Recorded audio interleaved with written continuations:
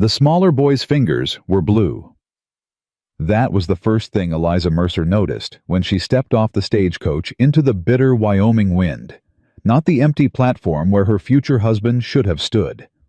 Not the older boy's hostile glare, but those tiny fingers, purple with cold, reaching up toward her like she was the last warm thing left in the world. She had come 1,000 miles to marry a rancher. Instead, she found 2 orphans waiting in the snow. Subscribe now and follow this story to the end. Comment your city below. I want to see how far this tale travels. The smaller boy's fingers were blue. Eliza Mercer stood frozen on the platform, her worn carpetbag hanging from numb hands, staring at those tiny fingers reaching toward her through the driving snow. The child couldn't have been more than 6 years old, his coat too thin, his boots cracked and leaking. Behind him an older boy, maybe 10, stood with his arms crossed, his jaw set hard against whatever disappointment he expected her to deliver. "You the mail order woman?" the older one asked. Eliza set her bag down slowly. The stagecoach driver was already hauling her trunk off the back, eager to be done with this godforsaken stop and move on to somewhere warmer. She'd been traveling for 3 weeks. 3 weeks of jolting roads and suspicious looks and cold meals eaten standing up. 3 weeks of second-guessing every decision that had led her here. "I'm Eliza Mercer," she said. "And yes, I suppose I am." The smaller boy stepped closer. His lips were chapped, his nose running. "Pa said you might not come. He said ladies always change their minds." Something in Eliza's chest cracked open. She crouched down her knees, pressing into the frozen ground, and took those cold little fingers between her palms. The boy flinched at first, then leaned in hungry for warmth. "What's your name?" she asked softly. "Benjamin. But everybody calls me Ben." "Well, Ben, I'm here now, and I don't plan on changing my mind." The older boy made a sound, not quite a laugh, not quite a scoff. "That's what the last one said too." Eliza looked up at him. His eyes were the color of winter sky, pale and hard. There was a fresh bruise on his cheekbone, half hidden by the brim of his hat. "And you are Samuel, Sam." He uncrossed his arms just long enough to pick up her carpetbag. "We got a wagon. Pa sent us to fetch you." "Your father isn't here." "He couldn't come." The way he said it flat final told Eliza not to ask why. She stood brushing snow from her skirts. The town behind her was small. A mercantile with frost on the windows. A saloon with light spilling out onto the street. A church steeple rising up against the gray sky like a finger pointing toward heaven. Not a soul in sight, except a dog nosing through a snowdrift, and an old man watching from the saloon porch, his eyes following her with something that might have been pity. Ben tugged at her sleeve. "Are you cold, ma'am?" "A little." "Me too." He slipped his hand into hers, like it was the most natural thing in the world. "But the wagon's got blankets. Sam always brings blankets." Sam was already walking toward a buckboard hitched to 2 tired-looking horses, her bag over his shoulder. He didn't look back to see if she was following. Eliza followed anyway. The ride to the ranch took nearly an hour. The road was rough, half-frozen ruts that made the wagon lurch and groan. Snow fell steadily, coating Eliza's shawl, gathering in the creases of the blanket Ben had spread across their laps. Sam drove in silence, his face forward, his hands steady on the reins. Ben wedged between them, talked enough for all 3. "Pa's ranch is called the Double M. It was Grandpa's ranch first, then Pa's. We got cattle, lots of cattle and horses too. My favorite horse is named Patches because she's got a white patch on her face. Sam says I can keep her if I take care of her proper. I do every single day. Do you like horses, ma'am?" "I've never ridden one." Ben's eyes went wide. "Never. I grew up in a city, Philadelphia." "What's a city like, crowded?" Eliza said. "Noisy. Full of people who don't look at each other." "That sounds lonely." She hadn't thought of it that way before, but he was right. "It was," she admitted. "That's part of why I left." Sam spoke without turning.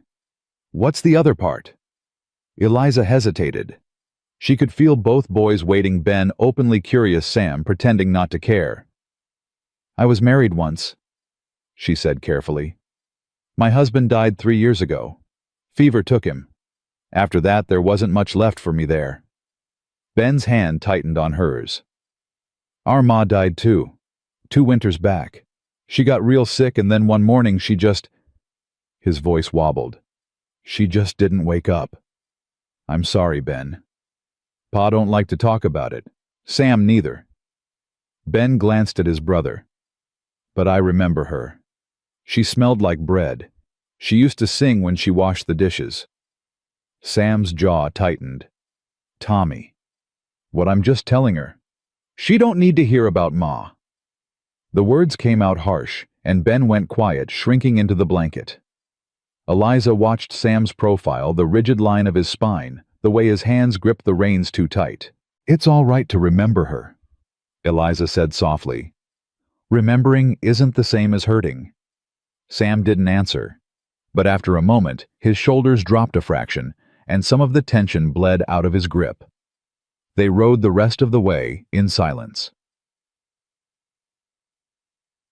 The ranch appeared through the snow like something half forgotten.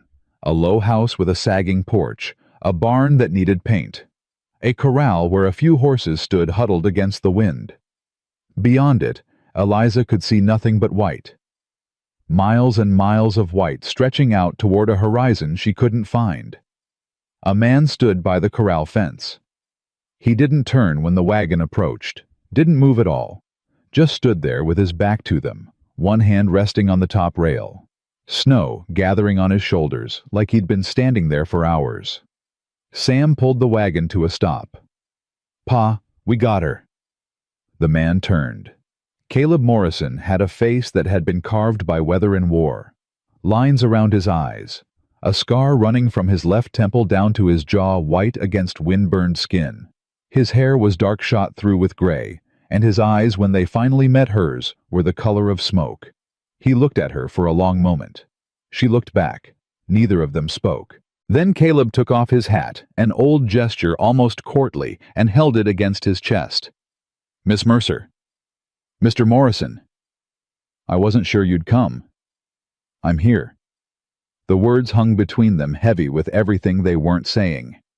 Eliza could feel the boys watching, feel the weight of their hope and their fear pressing against her like a physical thing.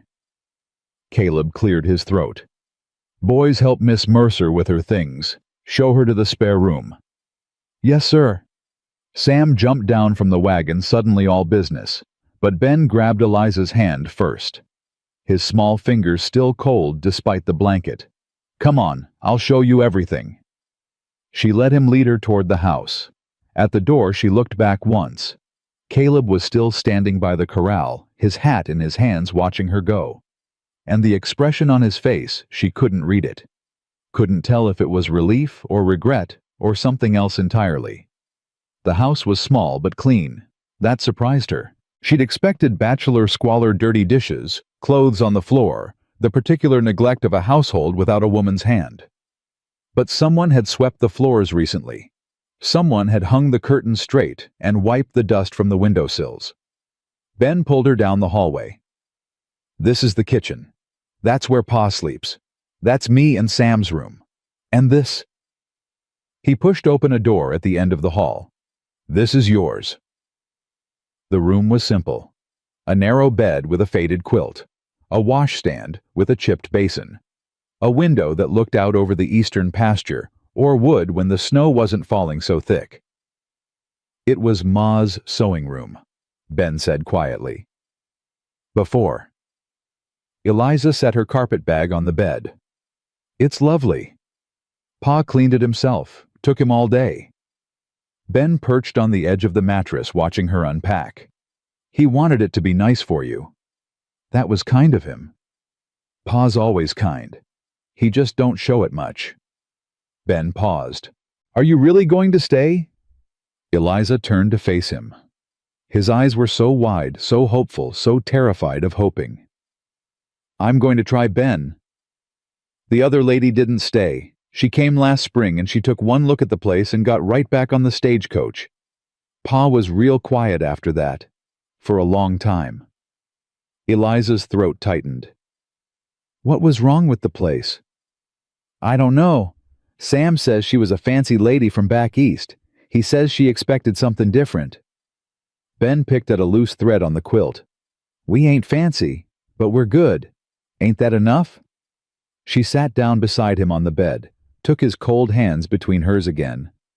You're more than enough, she said. Both of you. Ben's face crumpled.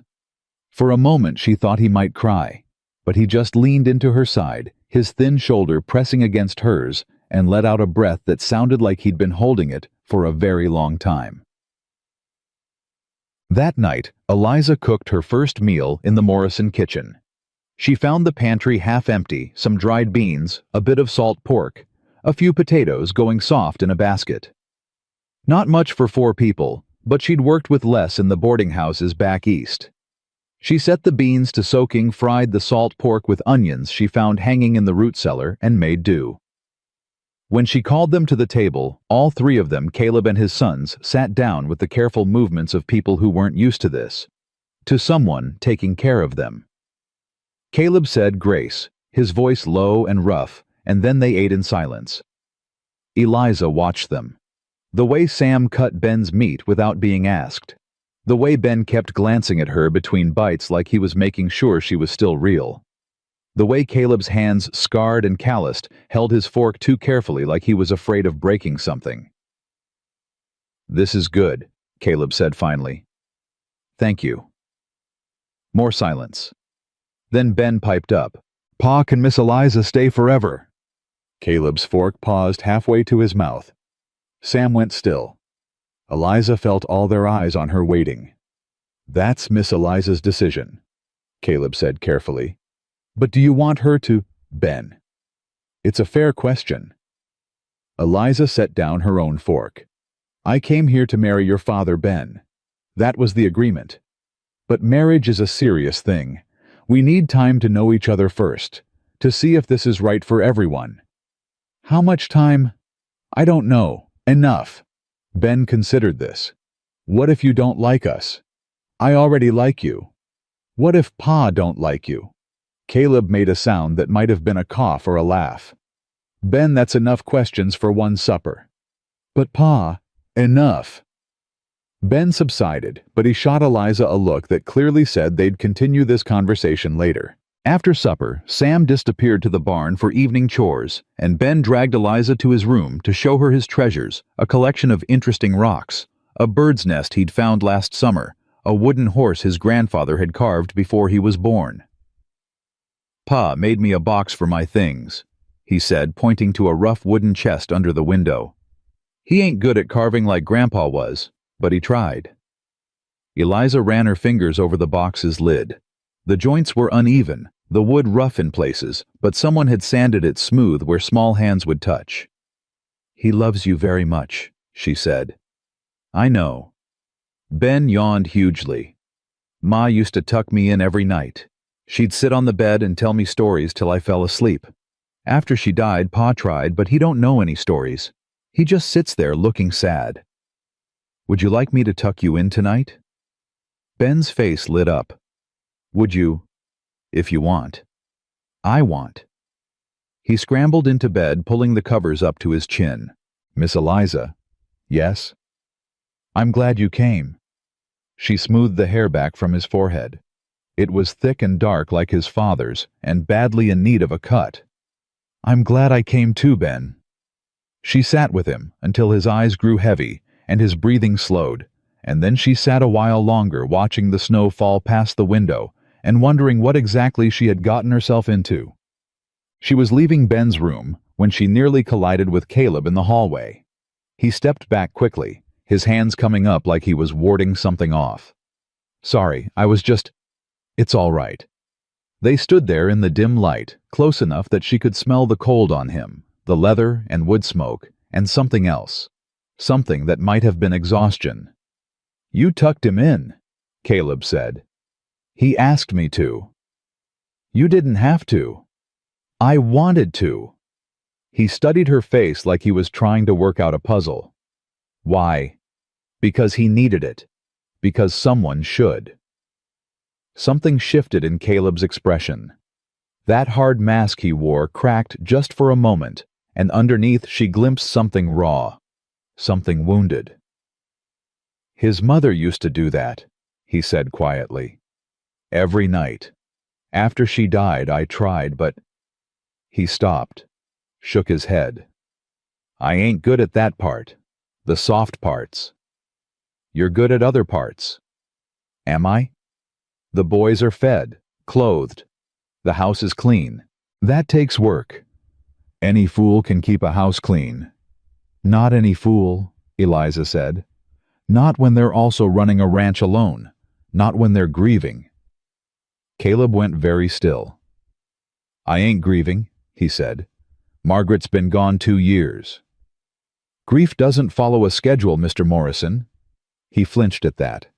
Actually flinched like she'd struck him. I should let you rest, he said abruptly. It's been a long day, for both of us. He turned to go. Mr. Morrison. He stopped, didn't look back. Thank you, Eliza said. For the room. Ben told me you cleaned it yourself. A long pause. Then so quietly she almost missed it. I wanted it to be nice for you. He disappeared into the darkness of the hall, and Eliza stood there for a long time, listening to the house settle around her, the wind howling outside, the faint sound of Ben's breathing from the room behind. She thought about the letters she'd exchanged with this man over 4 months. Careful letters, practical letters, letters that talked about the ranch and the boys and the work that needed doing. He'd never written about loneliness, never written about grief, never written that he was drowning. But she could see it now, in the shadows under his eyes, in the way he held himself like something inside him was being held together by sheer will.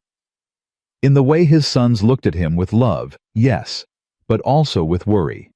The particular worry of children who know their parent is not all right. Eliza went to her room and sat on the bed in the darkness. She thought about Philadelphia, about the boarding house where she'd worked for 4 years after William died, cooking and cleaning, and watching other people's lives through windows, while her own stood still. About the morning she'd seen the advertisement in the newspaper, Rancher seeks practical woman for marriage of convenience, and something in her chest had cracked open.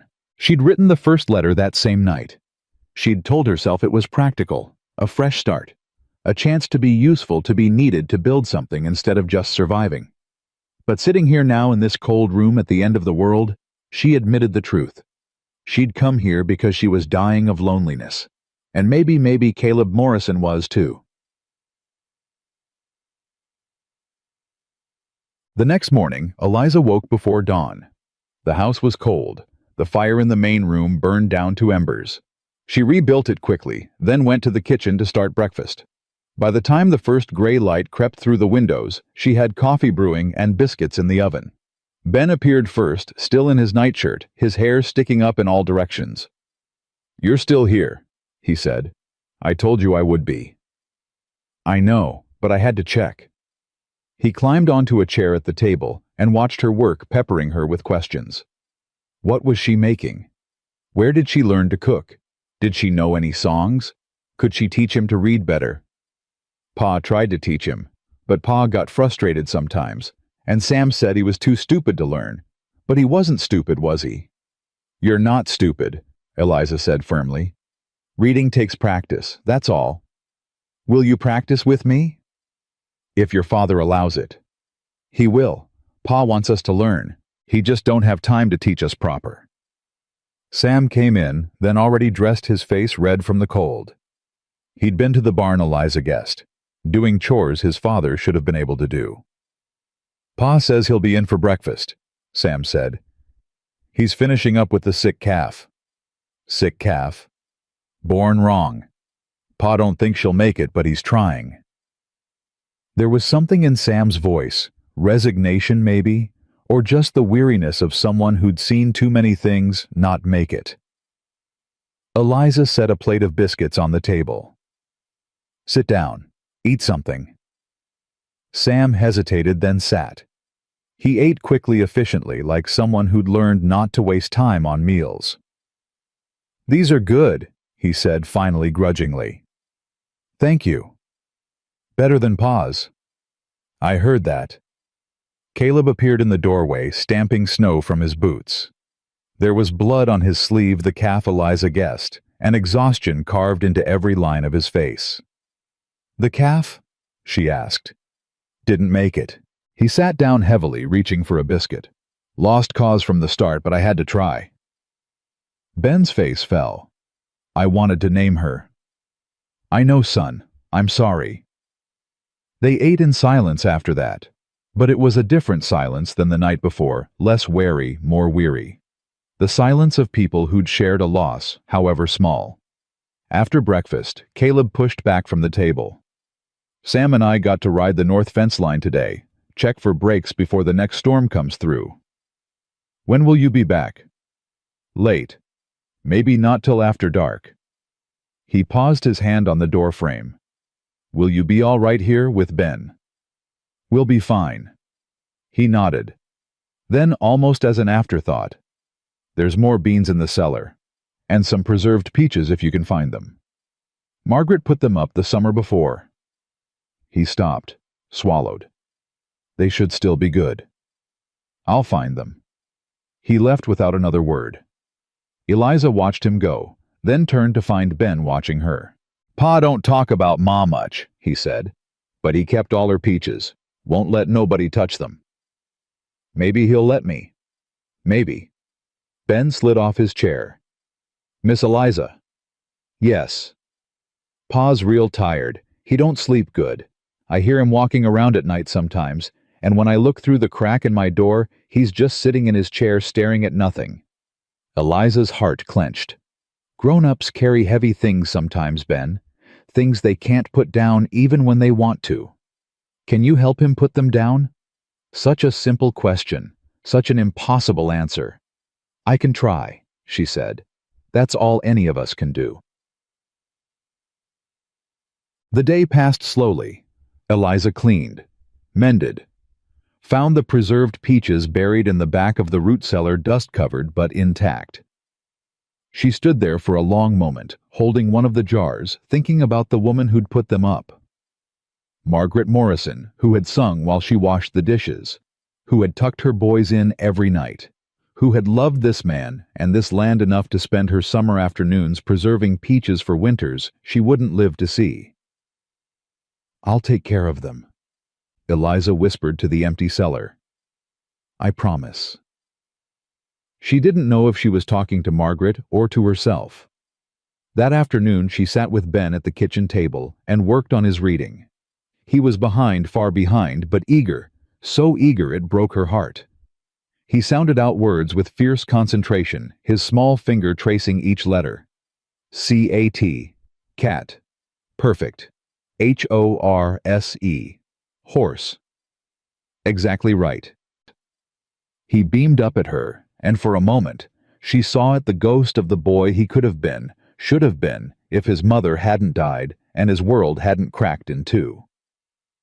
Ma used to teach me, he said quietly, before she got sick. She said reading was the most important thing. She said books could take you anywhere, even if your feet were stuck in one place. Your mother was a wise woman. I know. I miss her. Eliza reached out and smoothed his hair. You can miss her and still be happy, Ben. Those things can both be true at the same time. He considered this. Can you miss someone you don't remember? What do you mean? Sam remembers Ma real good. He was 8 when she died, but I was only 4. I remember some things, the way she smelled the songs she sang, but not her face.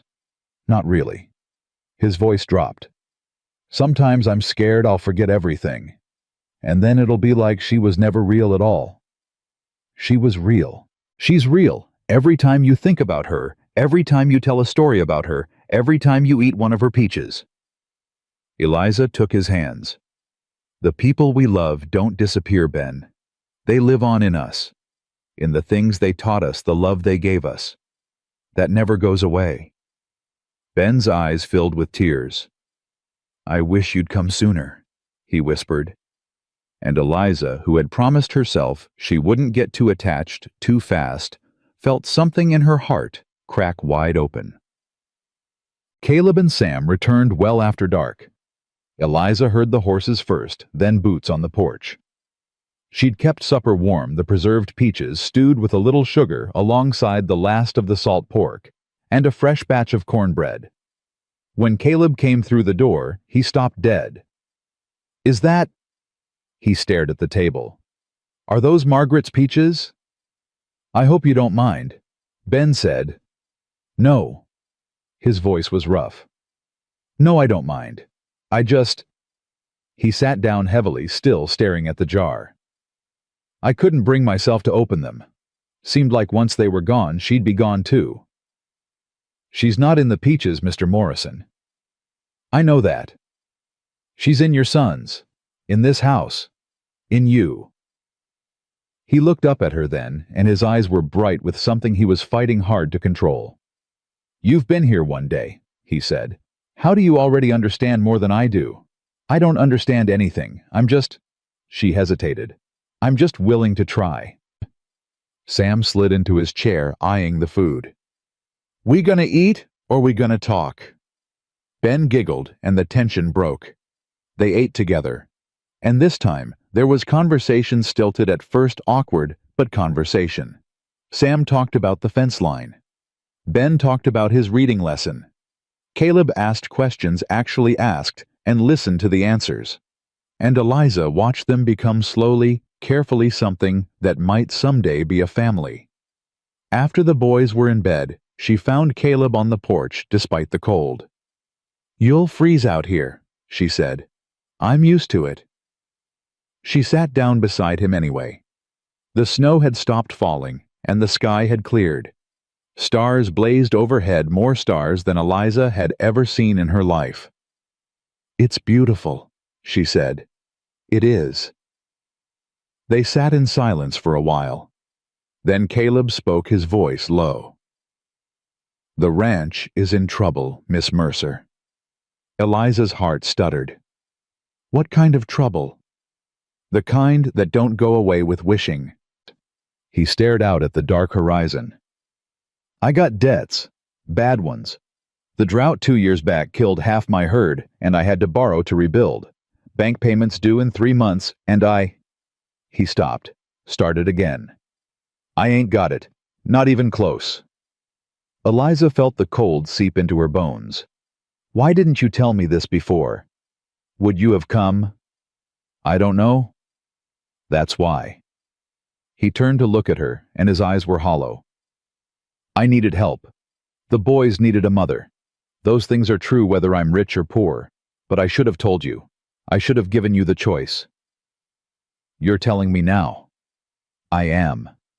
She thought about the letters, about the careful, practical words that had hidden so much, about the woman who'd taken one look at this place and gotten back on the stagecoach. What happens if you can't make the payment? We lose everything. The land, the house, the cattle. My father built this place with his bare hands. His father before him. 4 generations of Morrisons, and I'll be the one who let it all fall apart. His voice cracked on the last word. Eliza reached out and took his hand. It was rough and cold, calloused from years of work. "Then we don't let it fall apart," she said. "We figure out how to save it." He stared at her. I didn't come 1,000 miles to watch you lose. I came to build something. If the building's harder than I expected." She squeezed his hand. "I've never been afraid of hard work. You don't even know me." "I know enough." "Do you? I know you love your sons more than your own life. I know you've been carrying this alone for too long. I know you sent 2 children to fetch me because you couldn't bear to watch another woman look at what you had and find it wanting." Caleb flinched. "I'm not her," Eliza said softly. "Whoever that woman was last spring, I'm not her. I don't want fancy. I don't want easy. I want—" She stopped, searching for the right words. "I want something worth fighting for." He was quiet for a long time. The stars wheeled overhead. The wind whispered through the snow. Then slowly his fingers tightened around hers. "It won't be easy," he said. I know. It might not be enough. I know that too. But you'll stay anyway. It wasn't a question, but she answered it like one. I'll stay. He let out a breath, long shuddering like he'd been holding it for years. All right then, he said. All right. They sat there together on the frozen porch, holding hands in the darkness, while inside the house their son slept, and the fire burned low, and somewhere out in the Wyoming night, the future waited, uncertain, terrifying, and theirs. The days fell into rhythm like a heartbeat. Eliza hadn't known she was missing.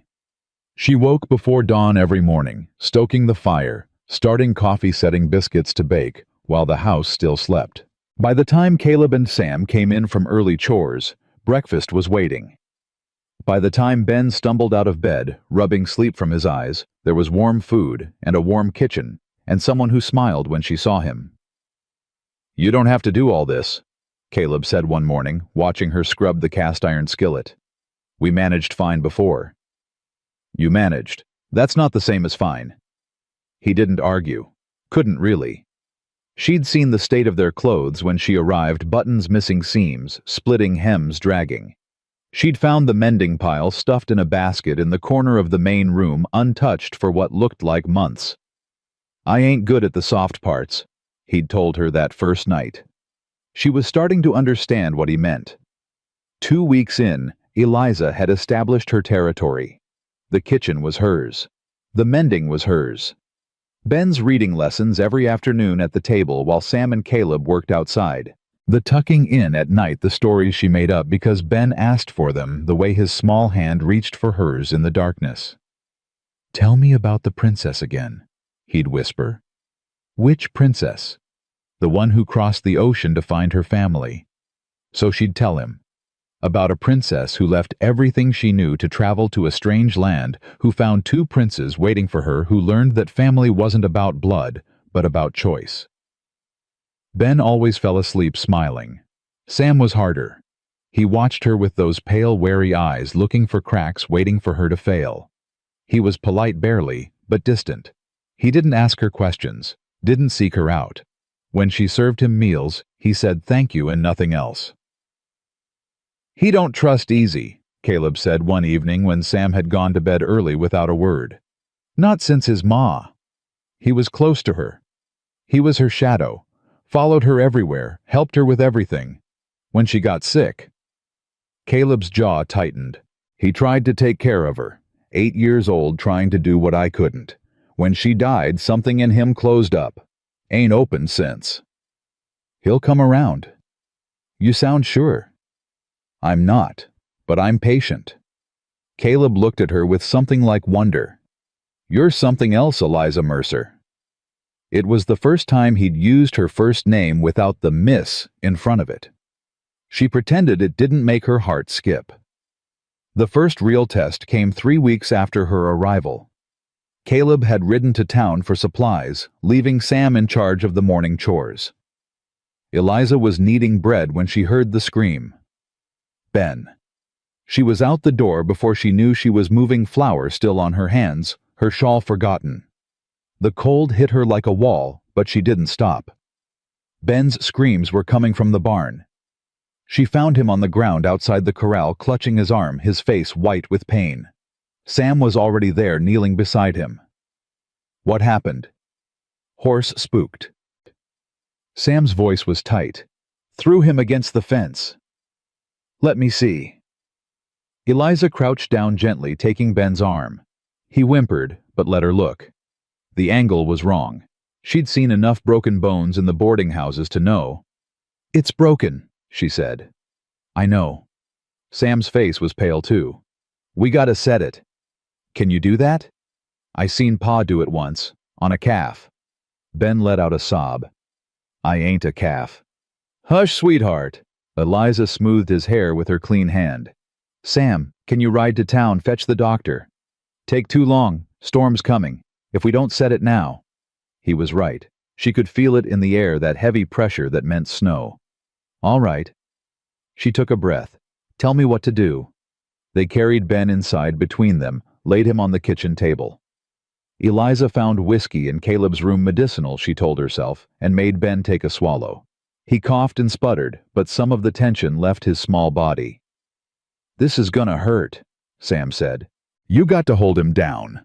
Eliza positioned herself at Ben's shoulders, her hands firm but gentle. "Look at me, Ben. Keep looking at me." "I'm scared."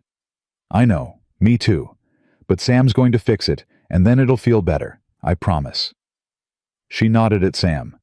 He moved fast, pulling and twisting in one smooth motion. Ben screamed a sound Eliza knew she'd hear in her nightmares, and then went limp. "He fainted," Sam said. "That's good. Means he won't feel me splinting it." Eliza watched him work his young hands steady and sure, wrapping the arm with strips of cloth, binding it to a piece of flat wood. "Where did you learn this?" she asked. "Pa and Ma before." He didn't look up. "Ranch life, you learn to fix things yourself. Can't always wait for help." When he finished, he sat back on his heels, and for the first time since she'd arrived, he looked like what he was, a 10-year-old boy, exhausted and scared. "You did good, Sam." He looked up at her, surprised. "I mean it. You stayed calm. You knew what to do. Your pa would be proud." Something flickered in his eyes. He looked away quickly, but not before she saw it, the desperate hunger for approval that he worked so hard to hide. "We should move him to his bed," he said gruffly. "Help me carry him." They moved Ben together, settled him under his quilts. Eliza sat beside him, holding his uninjured hand, while Sam hovered in the doorway. "You can go," she said. "I'll stay with him." "I'll stay too." So they stayed, both of them, sitting on either side of Ben's bed while the storm rolled in outside, and the boy they both loved slept through the worst of his pain. Caleb came home to a dark house and a cold barn.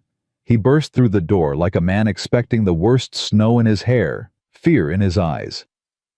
"What happened?" "Where?" "He's all right." Eliza met him in the kitchen. "Ben had an accident. Broken arm." Sam said it. "Sam..." "He was incredible, Caleb. Cool as you please, hands steady as a surgeon." Caleb pushed past her, heading for the boys' room. She heard his voice low and rough, and Ben's sleepy answer. Then silence. When Caleb came back out, his eyes were red. "Thank you," he said. "Both of you. I should have been here." "You couldn't have known." "I should have been here anyway." He sat down heavily at the table, his head in his hands. "This place is killing me, Eliza. Killing us. And I don't know how to stop it." She sat down across from him. "Tell me." So he did. All of it this time, not just the debts, but the details. How the bank wanted $300 by spring. How he'd been counting on selling cattle in March, but the herd was smaller than expected, and prices were down. And even if everything went perfect, he'd still come up short. How he lay awake every night running numbers in his head, trying to make them add up different, and they never did. "I'm going to lose it," he said. "I can feel it. And there ain't nothing I can do." "There's always something." "Like what?" Eliza thought about the boarding house, about the years she'd spent cooking and cleaning, watching pennies, making something from nothing, because that was what survival required. "I can sell my baking in town," she said. "Martha Caldwell's been asking about my bread. I could make pies too. Preserves. Things people need but don't have time to make themselves. That's pin money. Won't make a dent. Pin money adds up.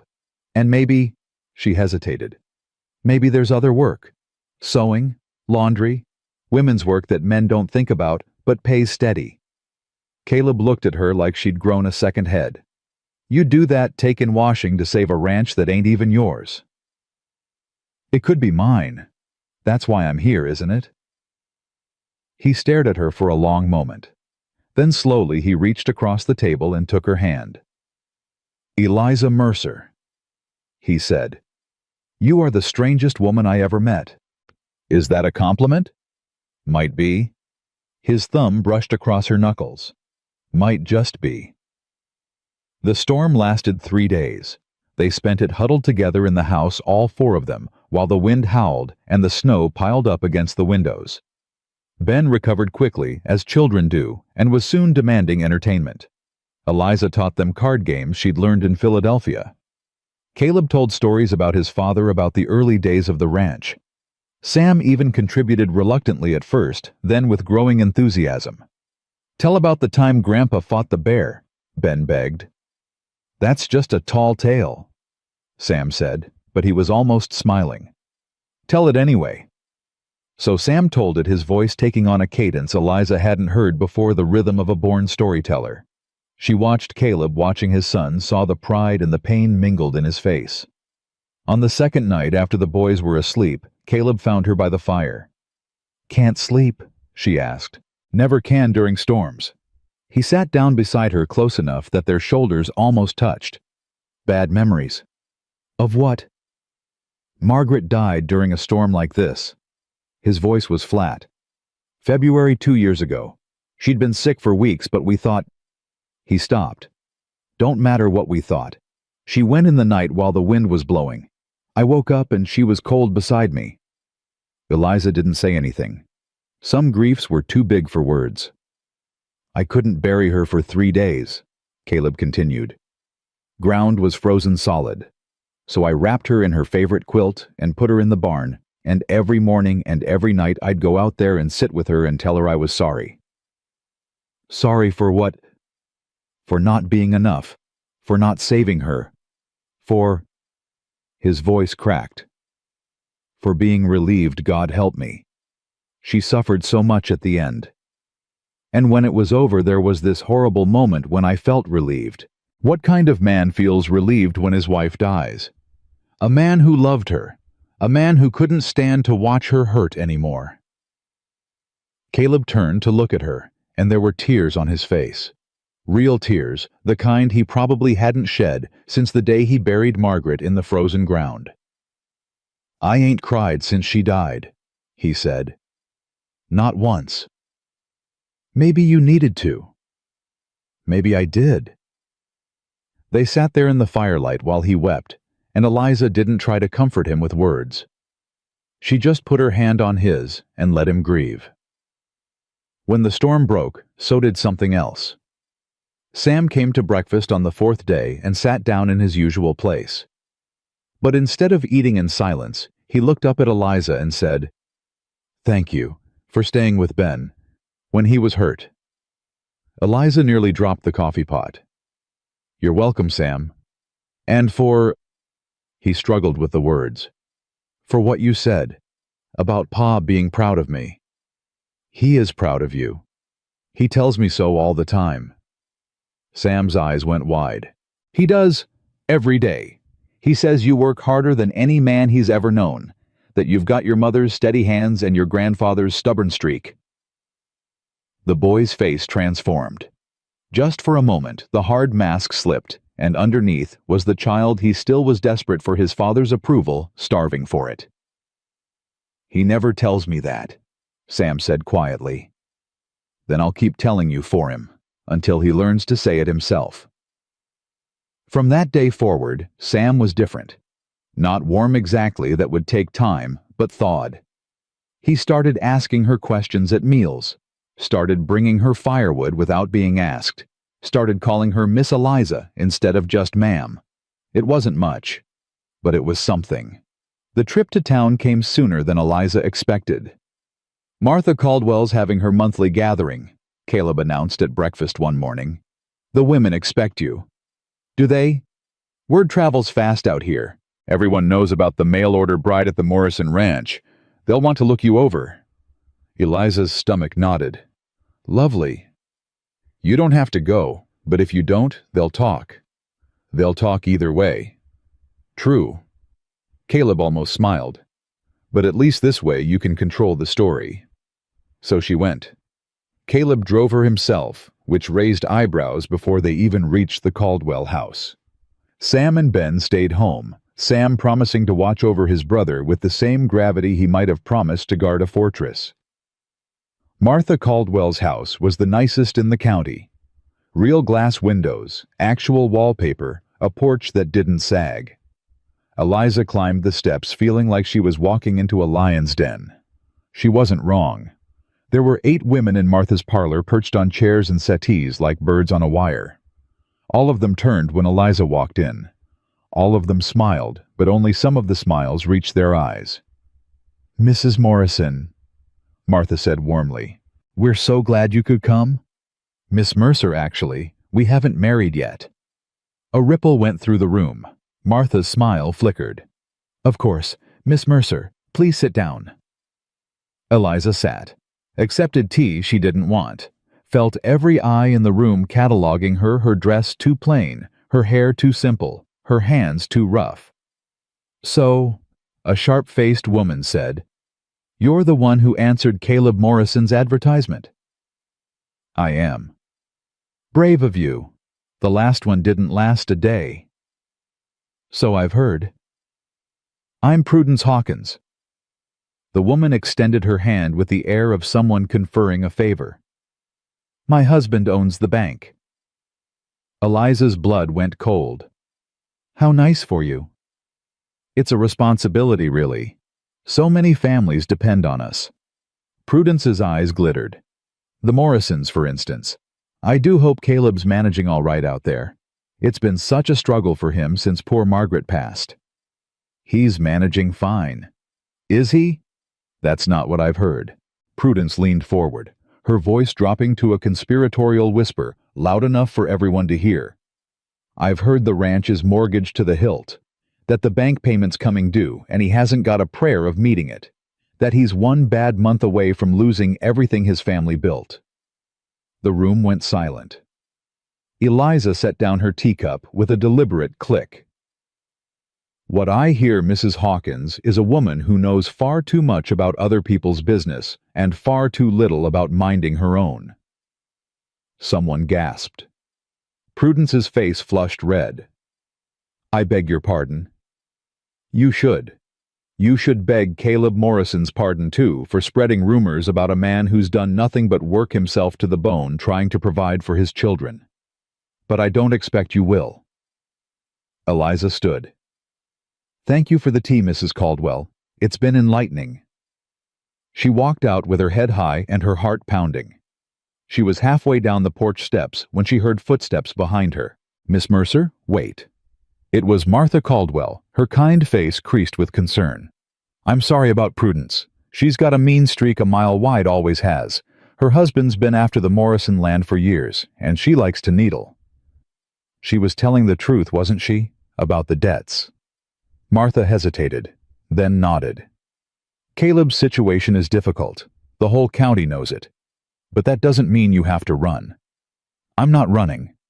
"No." Martha studied her face. "Then what are you doing?" "I'm fighting, or I'm going to be." Eliza looked back at the house at the windows where she could see silhouettes gathered watching. "You said you wanted my bread, Mrs. Caldwell. My pies. Were you serious?" "I was." "Then I'll make them, as many as you can sell. And anything else I can do sewing, mending, whatever brings in money. Every penny goes toward that debt." Martha's eyes softened. "You really care about him, don't you?" "I care about those boys. I care about not letting a good man drown when there's something I can do to help. And Caleb himself." Eliza thought about the nights on the porch, their hands intertwined. About the way he looked at her when he thought she wasn't watching. About the grief he'd finally let himself feel weeping in the firelight while she held his hand. "I'm beginning to," she admitted, "more than I expected." Martha smiled. "Then welcome to Stillwater, Miss Mercer. I think you're going to fit in just fine." Caleb was waiting by the wagon when Eliza came around the corner. One look at her face, and he was on his feet. "What happened?" "Nothing I couldn't handle." "Eliza." "Prudence Hawkins happened." She climbed up onto the wagon seat. "Apparently her husband owns the bank, and she thinks that gives her the right to air your business to everyone in the county." Caleb's face darkened. "What did she say?" "The truth. That you're in debt. That you might lose the ranch." Eliza looked at him steadily. "Why didn't you tell me Hawkins was the banker?"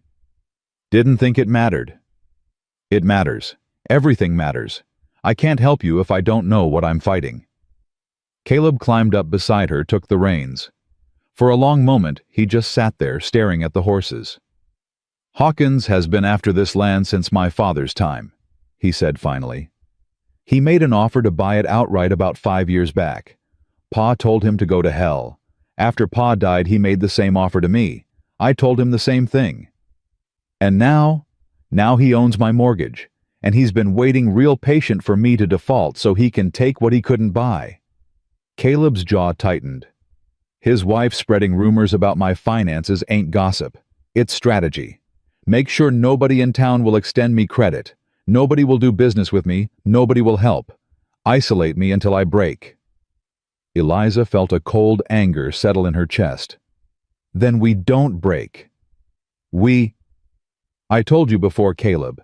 I'm not going anywhere. She put her hand on his arm. And I just made a deal with Martha Caldwell. I'm going to start selling baked goods in town. Sewing too if I can get the work. Eliza, that's not... Don't tell me it's not enough. I know it's not enough on its own. But it's something. It's a start. And I'd rather fight with everything I've got than sit back and watch that woman win. Caleb stared at her. Then slowly he laughed. What's so funny? You, standing up to Prudence Hawkins like that. I wish I could have seen her face. It was very red. I bet it was. He was still laughing, a genuine sound she'd never heard from him before. God, Eliza, you're something else. So you keep saying. He sobered, but there was something new in his eyes, something warm. I'm starting to think it's the highest compliment I know how to give. The ride home was quiet, but it was a different kind of quiet than before. Comfortable, easy, like something had shifted between them, some wall come down. When they pulled up to the house, Ben came running out, his splinted arm held carefully against his chest. Miss Eliza, Pa Sam made stew, and it's terrible, but he tried real hard, so we have to pretend it's good. Eliza laughed, the sound surprising her. Then we'll pretend. And after supper, can you tell me a story? The one about the princess. If you eat your terrible stew, yes. Even the carrots. Especially the carrots. Ben groaned, but grabbed her hand with his good one, and pulled her toward the house. Eliza looked back at Caleb, still sitting in the wagon. You coming? She asked. He smiled. Actually smiled, a real one that reached his eyes. Yeah, he said. I'm coming. That night, after the stew was eaten and the stories were told and the boys were tucked in, Eliza found Caleb on the porch again. She sat down beside him without asking. Thank you, he said, for today, for standing up for me. I wasn't standing up for you. I was standing up for us. The word hung in the air between them. Us. Caleb turned to look at her. In the moonlight, his face was all shadows and angles, but his eyes were bright. There's something I need to tell you, he said. What? I got a letter last week, from the Army. I applied for a beef contract months ago before I wrote to you even. Supply cattle to Fort Bridger through the winter. Eliza's heart leaped. And... They're considering it. I made the short list, but they want to inspect the herd first. Send someone out to make sure I've got what I claim. He paused. If I get that contract, it's enough. More than enough. It would pay off the bank and leave us clear through spring. That's wonderful, Caleb. It's a chance. Just a chance. His voice was rough. But it's more than I had a month ago. When do they come, the inspectors? 2 weeks, maybe 3. Eliza took his hand. Then we've got 2 weeks to make sure everything's perfect. The herd, the ranch, everything. Stop saying that like it surprises you. She squeezed his fingers. I told you, Caleb. We're in this together. That means all of it, the good and the bad, and the terrifying middle parts. He was quiet for a long moment. Then he raised her hand to his lips and kissed her knuckles, soft and reverent. I don't deserve you, he said. Probably not. He laughed, and she laughed with him, and the sound carried out into the cold Wyoming night like a promise. 2 weeks, she thought. 2 weeks to save everything. She didn't know if it was enough time, but she was going to find out. The 2 weeks passed faster than Eliza thought possible. She worked until her hands cracked and bled. Baking through the night, delivering to Martha Caldwell at dawn, rushing home to help with chores. Caleb and Sam rode out every morning to check the herd count heads, cut out the weak ones that wouldn't pass inspection. Ben helped where he could, his arm still splinted, but his spirit fierce. They were a team, a family almost. And then 3 days before the inspection, everything fell apart. Caleb came in from the range with a face like stone. 20 head, he said. Gone. Eliza's hand stilled over the bread dough. Gone. What do you mean, gone? Rustlers. Cut the fence on the north side and drove them off. Sam found the tracks this morning. Can you get them back? Maybe. If I ride now, if I follow the trail before the snow covers it. He was already moving, grabbing his rifle from above the door. I need you to stay here with the boys. Keep them inside. Lock the doors after dark. Caleb, wait. He stopped, turned. His eyes were wild with something she'd never seen before. Fear. 20 head is the difference between making that contract and losing everything, he said. You understand, if I don't have enough cattle when the army man comes, it's over. All of it. Then go. Find them. I might be gone 2 days, maybe 3. We'll be fine. He crossed the room in 3 strides and took her face in his hands. His palms were rough and cold against her cheeks. If anything happens, nothing's going to happen. If anything happens, he repeated, you take the boys and you go to Martha Caldwell's. You hear me? Don't try to be brave. Just go. Caleb. He kissed her. It was hard and desperate and over too fast. When he pulled back, his eyes were burning. I'll come back, he said. I promise. Then he was gone, the door slamming behind him, and Eliza stood in the kitchen with her heart pounding and the taste of him still on her lips. The first night was quiet. Eliza kept the boys close, played cards with them until Ben's eyes drooped, told stories until Sam forgot to be suspicious and actually laughed.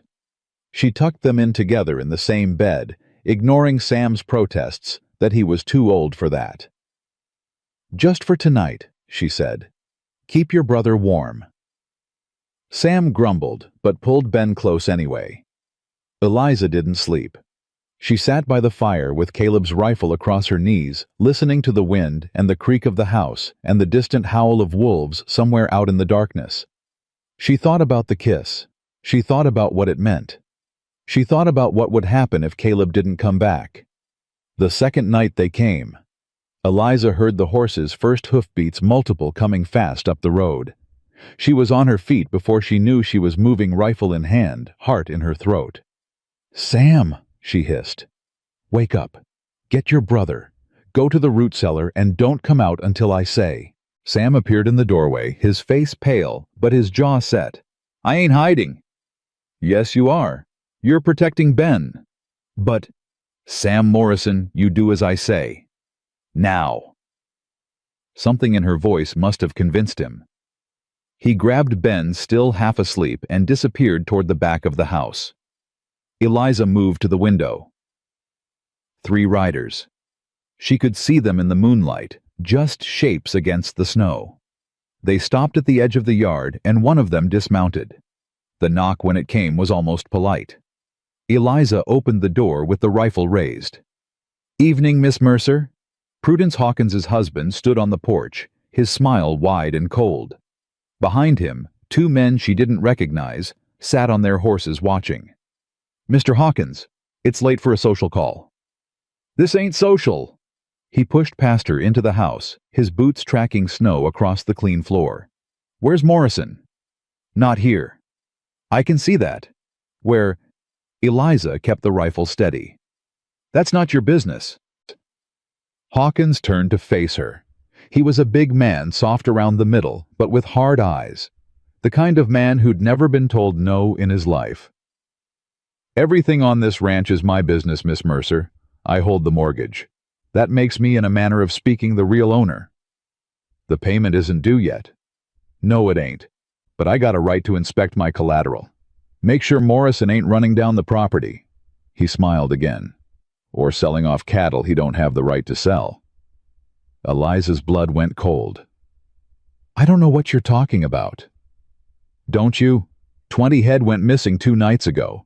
Morrison's out chasing them right now, I imagine. But here's the thing, Miss Mercer. He stepped closer, close enough that she could smell whiskey on his breath.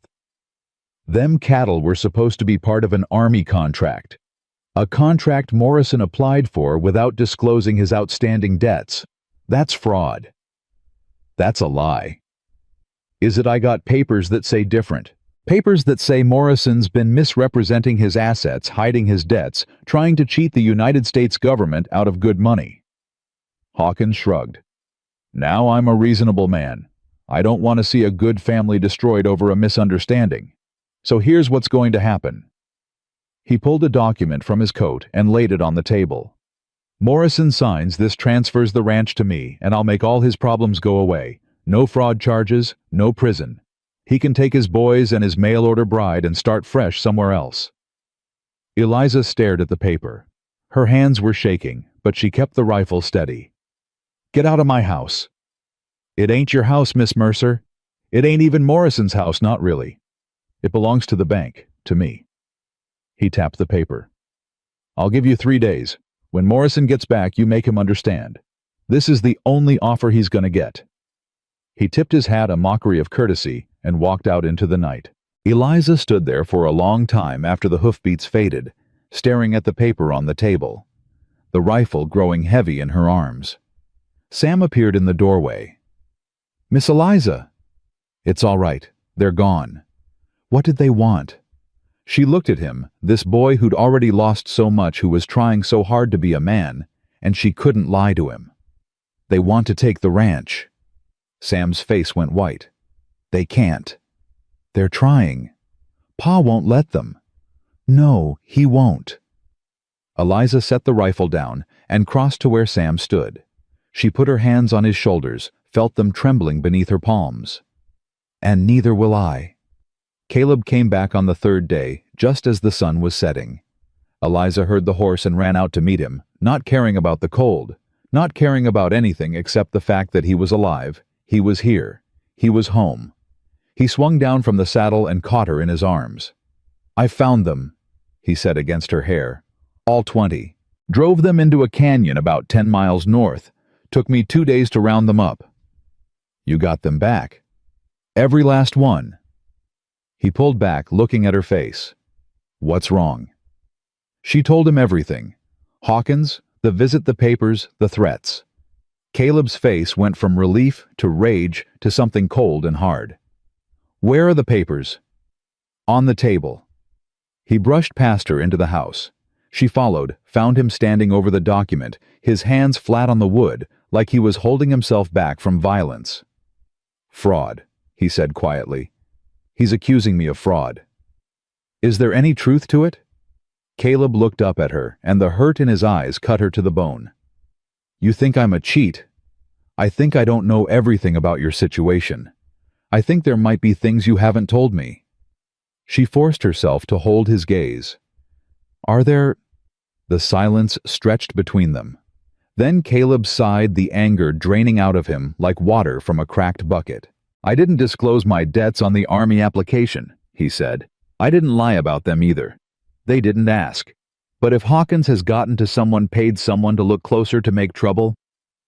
He shook his head. It could look bad. Real bad. What do we do? I don't know. He sank into a chair, suddenly looking every one of his 35 years. I thought if I could just get the contract, everything would be all right. But Hawkins has been planning this for years. He's got lawyers' connections money. I got nothing but a failing ranch and a prayer. You've got me. Caleb looked up at her. You've got me, she repeated. And Sam and Ben. And whatever fight is left in all of us. She crouched down beside his chair, took his hands in hers. We don't give up, Caleb. Not now. Not when we're this close. Eliza, I don't know how to win this. Then we figure it out together. He stared at her for a long moment. Then he pulled her into his lap and held her like she was the only solid thing in a world that was crumbling around him. I don't deserve you, he whispered. Stop saying that. It's true. Then become the man who does. The inspection was scheduled for the next morning. Eliza barely slept. She was up before dawn baking biscuits, making coffee, trying to make the house look like a place the army would want to do business with. Sam helped without being asked. Even Ben pitched in, polishing boots with his good hand until they shone. Caleb rode out early to check the herd one last time. When he came back, his face was grim. They're gone, he said. Eliza's heart stopped. The cattle. The inspectors. I rode to town to meet them at the station. They never came. What do you mean they never came? The stagecoach came through, but there was no army man on it. Nobody knows anything.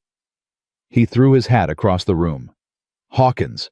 It has to be Hawkins. He's done something. What could he do? I don't know. Pay them off? Delay them. Send word that the contract's been canceled. Caleb's voice was rising. He's got his fingers in everything, Eliza. Everything. Pa. Ben appeared in the doorway, his eyes wide. Why are you yelling? Caleb closed his eyes, took a breath. I'm sorry, son. I didn't mean to scare you. Is something wrong? Eliza moved to Ben's side, putting a hand on his shoulder. Your pa's just tired. Why don't you go help Sam in the barn? Ben looked between them, clearly unconvinced, but he went. When the door closed behind him, Caleb turned to Eliza. I have to go to town, find out what happened. I'm coming with you. Eliza, I'm coming with you. The boys can stay with Martha for a few hours. She was already reaching for her coat. If Hawkins is behind this, we need to know.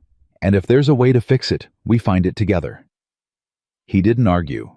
They dropped the boys at Martha Caldwell's house, ignoring her questions, promising to explain later. Then they rode into town, pushing the horses hard, reaching the main street just as the morning crowd was starting to gather. The bank was open. Caleb headed straight for it, Eliza at his side. The door banged open, and Hawkins looked up from his desk with a smile that made Eliza want to hit him. Morrison, I've been expecting you. Where are the inspectors? What inspectors? Caleb crossed the room in 3 strides and grabbed Hawkins by the collar, hauling him up out of his chair. Don't play games with me. What did you do? Caleb. Eliza grabbed his arm. Not here. Not like this.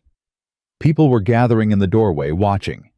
This was exactly what Hawkins wanted, Caleb looking violent, unhinged, dangerous. Caleb's jaw worked, but he released Hawkins, stepped back. I sent a telegram, Hawkins said calmly, smoothing his collar, to Fort Bridger, explaining that one of the applicants for the beef contract had serious financial irregularities. Suggested they might want to postpone the inspection until those irregularities were resolved. You had no right. I have every right. I'm protecting the government from fraud. Hawkins smiled again. And protecting myself from a debtor who's trying to sneak out from under his obligations. I'm not trying to sneak anywhere. I'm trying to pay you. With what stolen cattle? They ain't stolen. They're mine. Are they? Hawkins pulled a paper from his desk. I've got a report here from a reliable source saying those 20 head you just brought back were rustled from the Johnson Ranch 2 counties over. Different brands, but that's easy enough to change, isn't it? Eliza felt sick. That's a lie. Is it? We'll let the sheriff decide. Hawkins nodded toward the door. I believe he's on his way now. Eliza turned. Through the window she could see Sheriff Dalton crossing the street, his face grim. Caleb Morrison, the sheriff said as he came through the door. I need you to come with me. On what charge? Cattle rustling. I got a complaint filed this morning. He glanced at Hawkins, then away. I'm sorry, Caleb. I got to follow the law. This is insane. Those are my cattle. I can prove it. Then prove it. But until you do, I got to hold you. Caleb looked at Eliza. In his eyes, she saw something she'd never seen before. Defeat. "Take care of the boys," he said quietly. "Caleb, no. Take care of them, please." The sheriff took his arm, and Caleb let himself be led out into the street. Eliza watched through the window as they walked toward the jail, watched until they disappeared around the corner. Hawkins was still smiling. 3 days, Miss Mercer. That's how long I can hold him before a judge has to get involved. If you want to make this easy, bring me those papers signed." "Go to hell." She walked out with her head high and her heart breaking. Martha Caldwell took one look at her face and pulled her inside. "Tell me everything." So Eliza did. All of it. The cattle, the inspection, Hawkins's threats, Caleb's arrest. When she finished, she was shaking so hard she could barely hold the cup of tea Martha pressed into her hands. "That man is poison," Martha said grimly. "Has been for years, but nobody's ever been able to touch him. There has to be something we can do.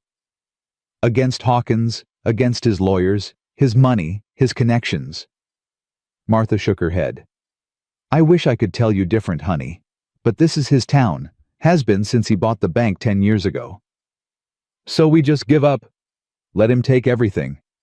"I didn't say that." Eliza looked up. Martha's eyes were thoughtful. "Hawkins has power because people are afraid of him, but fear only works as long as people stay quiet." She leaned forward. "What if they didn't? What do you mean? I mean, what if someone stood up and told the truth about the land, grabs the manipulated loans, the families he's destroyed? There's plenty of us who know what he's done.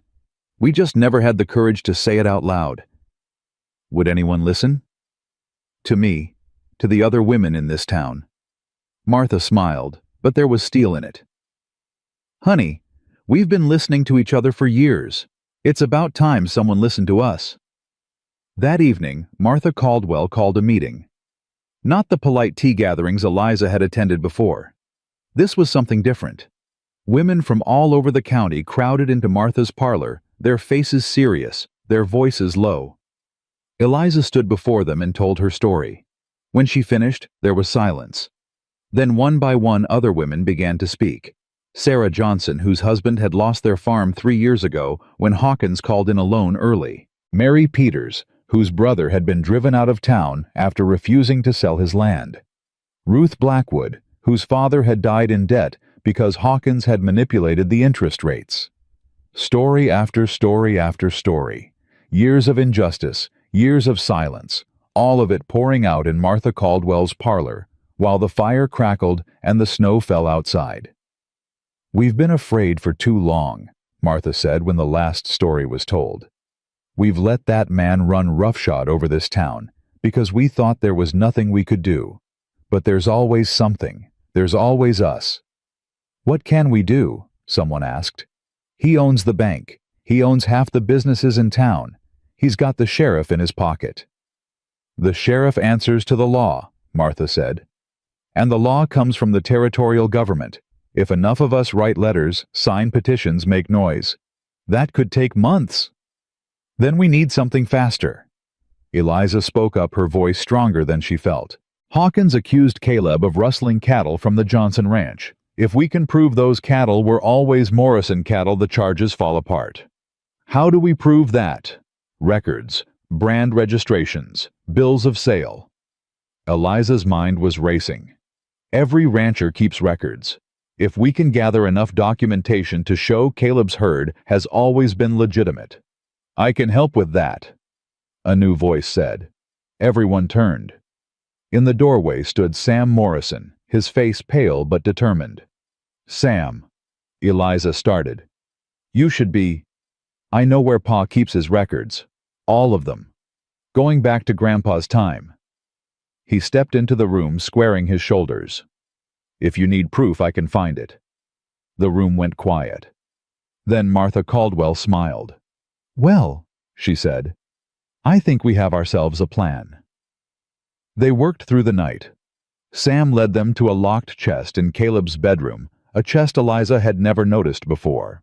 Inside were years of records, brand registrations, cattle counts, bills of sale, everything a rancher needed to prove his herd was legitimate. They sorted through papers until their eyes burned.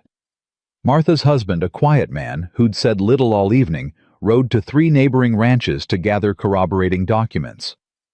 By dawn, they had a stack of evidence a foot high. "This is enough," Martha said, looking at the pile. "More than enough. No honest judge could look at this and call Caleb Morrison a rustler." "Hawkins will try to stop us," Eliza said. "He'll lie, bribe, threaten. Let him try." Martha's smile was fierce. "He's spent years making enemies in this town. Now those enemies are going to speak." The courthouse was packed. Word had spread overnight. Half the county had turned out to watch as Eliza Mercer, a mail-order bride who'd been in Wyoming less than 2 months, stood before Judge Harrison with a stack of papers and the truth. Hawkins was there, flanked by lawyers, his face thunderous. Caleb was there too, brought from the jail in handcuffs, his eyes finding Eliza's across the room. She nodded at him. "I've got this." He nodded back. "I know." "Your Honor," Eliza began, "I'm here to present evidence that the charges against Caleb Morrison are false, fabricated by a man with a personal vendetta and a history of predatory lending practices in this community." Objection. One of Hawkins's lawyers was on his feet.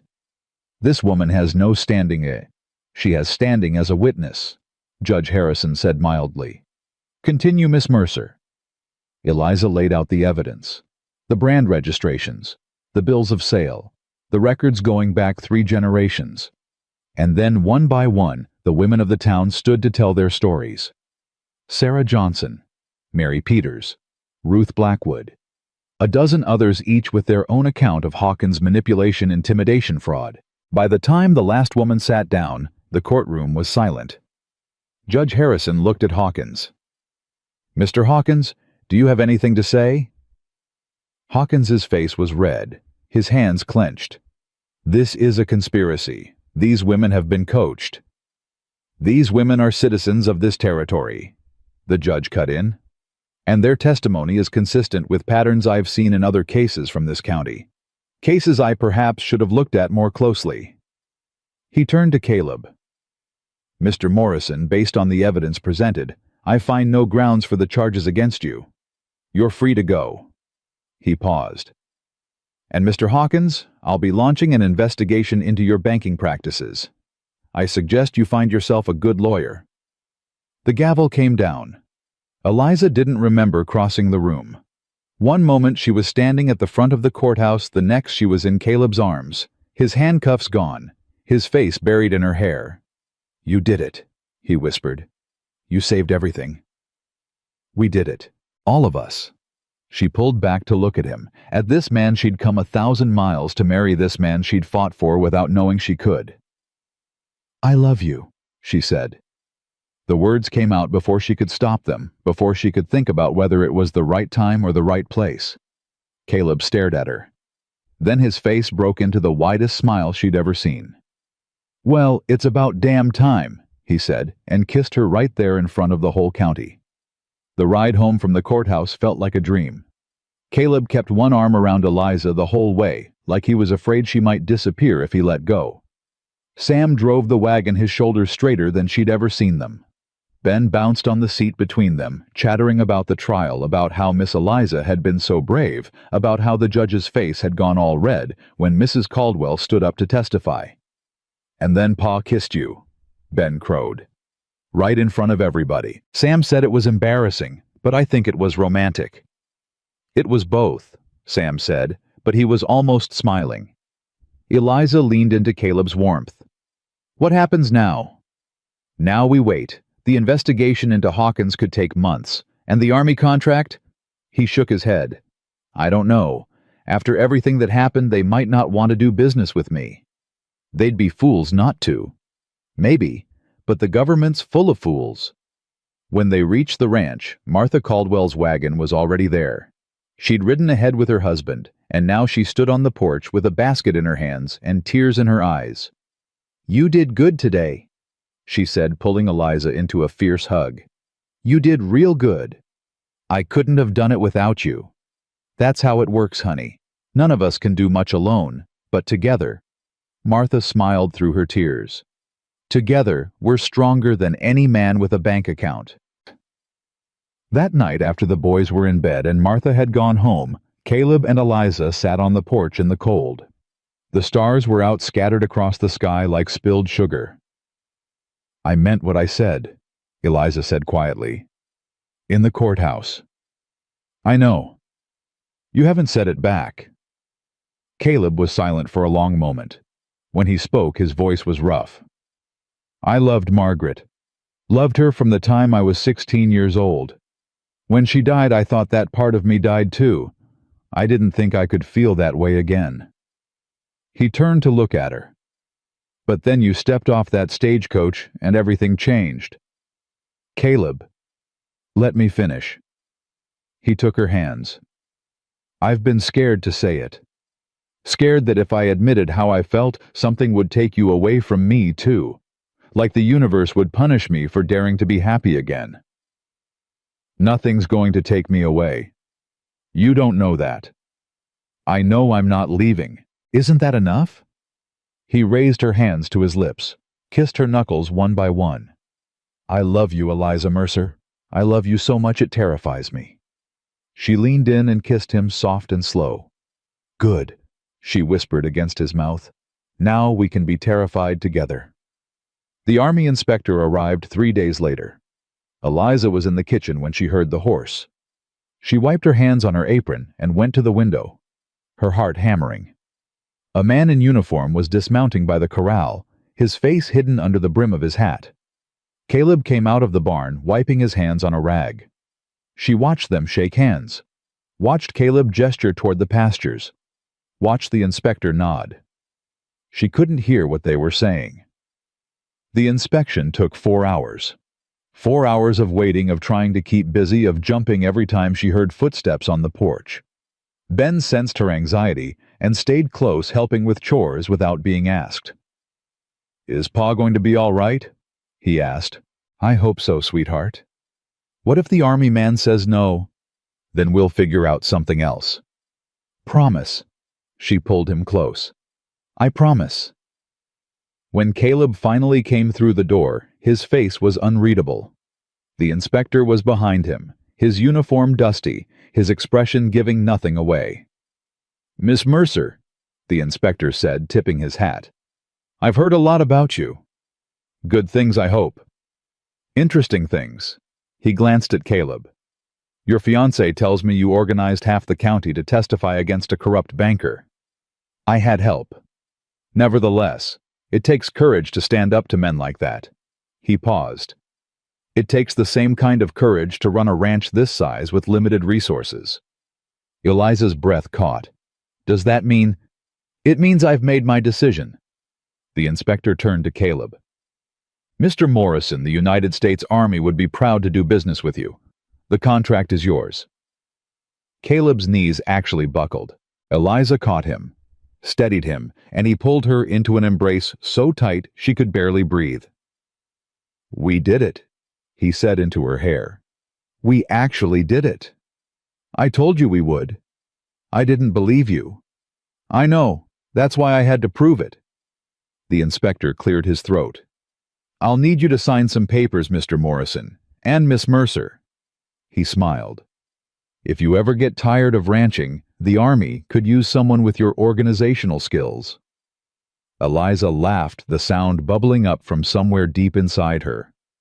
"I think I'll stay where I am, but thank you."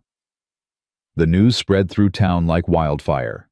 Within a week, everyone in the county knew that Caleb Morrison had won the Army contract, that Hawkins was under investigation, that the mail-order bride from Philadelphia had turned out to be the best thing that ever happened to the Morrison family.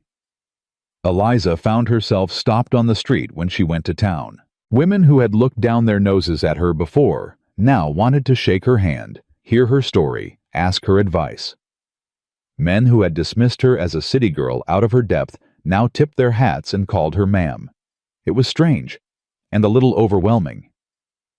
"They don't know what to make of you," Martha said one afternoon over tea. "A woman who fought back and won. It's not something they're used to seeing."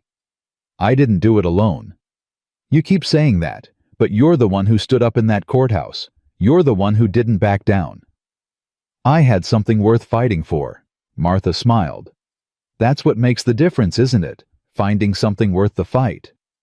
3 weeks after the trial, Caleb asked her to marry him properly.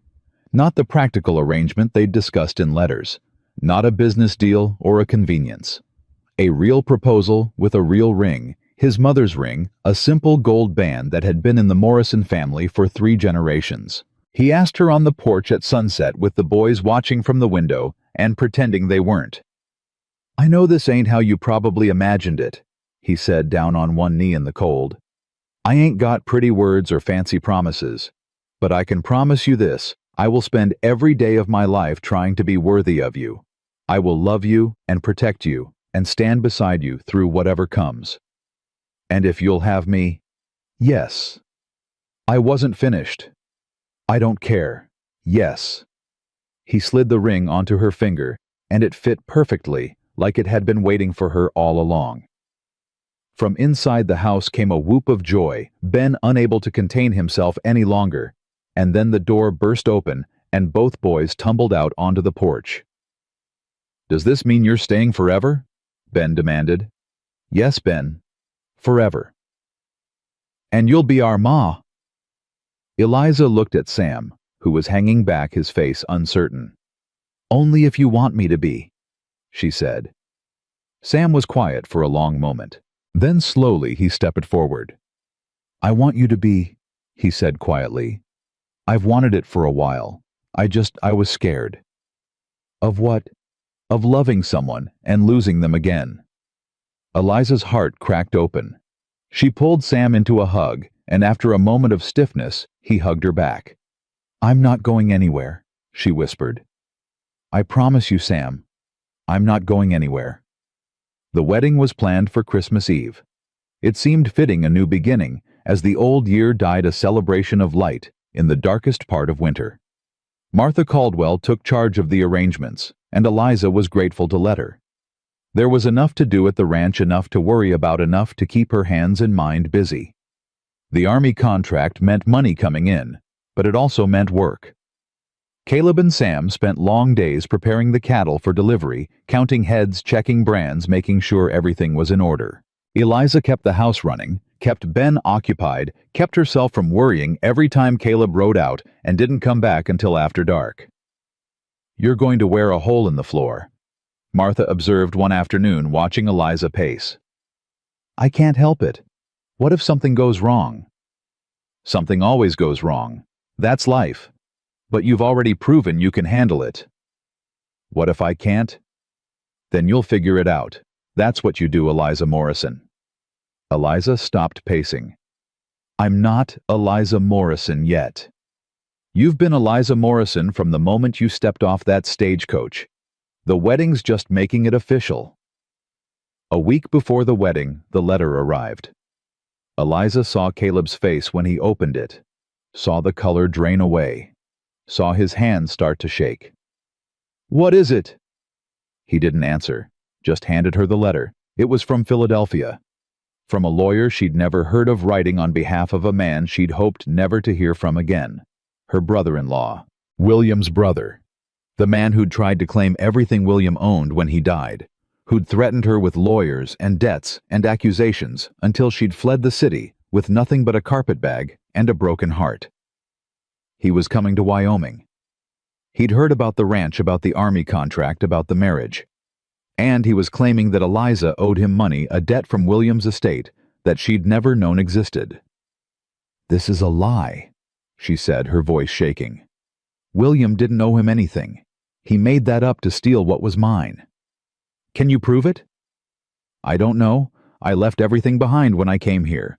Papers, records, I just wanted to get away. Caleb's jaw tightened. When's he arriving? Eliza looked at the letter again. Her stomach dropped. 3 days. The man who stepped off the stagecoach 3 days later was exactly as Eliza remembered him. Edward Mercer was tall and thin, with a face like a hatchet, and eyes that never quite met yours. He'd been jealous of William. She knew, jealous of his happiness, his success, his wife. When William died, Edward had descended like a vulture picking at the remains of a life he'd always coveted. "Sister," he said, and the word dripped with false warmth. "How wonderful to see you. What do you want, Edward?" "Straight to business. I always admired that about you." He glanced around the town square at the people watching. "Is there somewhere more private we can talk?" "No. Say what you came to say." Edward's smile tightened. "Very well. William owed me money. $300 to be precise. A loan I made him before he died secured against his assets. When he passed, those assets became yours, which means the debt is yours as well." "There was no loan. You're lying." "I have documents." "Forged documents." "That's a serious accusation, sister." "I'm not your sister." Eliza's voice was steady, even though her heart was pounding. "I was your brother's wife. There's a difference." Edward's eyes flickered. "Be that as it may, I have a legal claim. Pay me what you owe, or I'll take you to court." "Then take me to court." "I will. And I'll win. And when I do everything you've built here, your little ranch, your army contract, your frontier family, it'll all be mine." He tipped his hat with exaggerated courtesy and walked away. Eliza stood there in the street frozen until Caleb's hand closed over hers. "We'll fight this," he said. "With what? We just survived one legal battle. The money from the contract isn't coming until spring. If he takes us to court, we'll figure it out." How do we fight someone with money and lawyers and the same way we fought Hawkins? Caleb turned her to face him. "Together. With the truth. With people who believe in us. What if it's not enough? Then we go down swinging. But we don't give up. Not now. Not ever." Eliza wanted to believe him. God, she wanted to believe. But Edward Mercer had ruined her once before, and she wasn't sure she could survive him doing it again. The days before the wedding became a blur of anxiety and preparation. Martha Caldwell researched property law. Sam and Ben went through every document in the house, looking for anything that might help. Caleb rode to neighboring ranches, gathering support, calling in favors. And Eliza wrote letters. To everyone she could think of in Philadelphia. Old neighbors, former employers, anyone who might remember William, remember their life together, remember the truth of their finances. "What if no one responds?" she asked Caleb one night, her hand cramping from hours of writing. "Then we find another way." "What other way?" "I don't know yet, but there's always another way." She wanted to believe him. She tried so hard to believe. The night before the wedding, Eliza couldn't sleep. She sat by the fire in the main room, wrapped in a quilt, staring at the flames. Tomorrow was supposed to be the happiest day of her life. And all she could think about was Edward Mercer, circling like a vulture, waiting to tear apart everything she'd built. "Can't sleep either." She turned. Sam was standing in the doorway, his hair mussed, his feet bare. "You should be in bed," she said. "So should you." He came and sat beside her on the floor, pulling his knees to his chest. "Are you scared?" "About the wedding. About everything." Eliza considered lying, but Sam deserved better than that. "Yes," she admitted. "I'm scared." "Me too." He was quiet for a moment. "That man from Philadelphia. He's bad, isn't he?" "Yes." "Will he take you away from us?" "No." The word came out fierce, certain. "No, Sam. I'm not going anywhere. No matter what happens with Edward, no matter what he does, I'm staying right here." "Promise?" "I promise." Sam leaned against her side and she put her arm around him.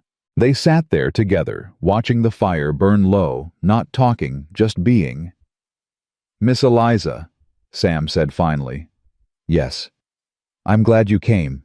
I didn't want to be at first, but I am now." Eliza's eyes burned with tears. "I'm glad I came too, Sam." Christmas Eve dawned cold and clear. Eliza dressed in her best dress, the blue one she'd been saving, the one that had belonged to her mother. Martha helped with her hair, twisting it up and pinning it with a comb that had tiny seed pearls on it. "Something borrowed," Martha said. "It's beautiful." "Not as beautiful as you." Martha stepped back, her eyes misty. "Caleb Morrison is a lucky man." "I'm the lucky one." "You're both lucky. That's how it should be." The church was packed. Half the county had turned out, crowded into pews and standing along the walls. When Eliza walked through the doors on Martha's husband's arm, a hush fell over the room. Caleb was at the altar, his face freshly shaved, his hair combed, wearing a suit she'd never seen before. He looked terrified. She smiled at him, and he smiled back, and suddenly, she wasn't scared anymore. Ben stood beside his father, holding the ring with the gravity of someone entrusted with a sacred duty. Sam stood next to him, his shoulders straight, his eyes bright. Her boys, her family. The minister spoke, but Eliza barely heard the words. She was too busy looking at Caleb, at the love in his eyes, at the future they were building together. "Do you, Caleb Morrison, take this woman?" The church doors banged open. Everyone turned. Edward Mercer stood in the doorway, his face flushed with triumph. "I object," he said loudly. "This marriage cannot proceed." Caleb stepped forward, his jaw tight. "This is a house of God, Mercer. You have no right. I have every right. That woman is not free to marry. She's indebted to me, and until she pays, she's legally bound." The congregation erupted in murmurs. Eliza felt the blood drain from her face. Then, from the back of the church, another voice spoke. "That's a lie." A woman pushed through the crowd. She was middle-aged, gray-haired, wearing traveling clothes covered in dust. Eliza's heart stopped. "Mrs. Patterson," she whispered. Helen Patterson had been Eliza's neighbor in Philadelphia, the woman who'd brought soup when William was sick, the woman who'd held Eliza while she cried at the funeral, the woman who'd warned her about Edward's scheming. "I got your letter," Mrs. Patterson said, her voice ringing through the church. "And I brought something with me." She held up a sheaf of papers. William Mercer's will. His real will, not the forgery Edward filed after his death. And with it, testimony from William's lawyer, from his banker, from 3 witnesses who can swear that Edward Mercer never made any loan to his brother. Edward's face went white. "Those documents are false. These documents are sworn and notarized, unlike yours." Mrs. Patterson turned to the minister. "I apologize for the interruption, Reverend. Please continue the ceremony." Edward lunged forward, but 2 men from the congregation grabbed him before he could take 3 steps. "Get him out of here," someone called. "Take him to the sheriff. Let the good folks have their wedding."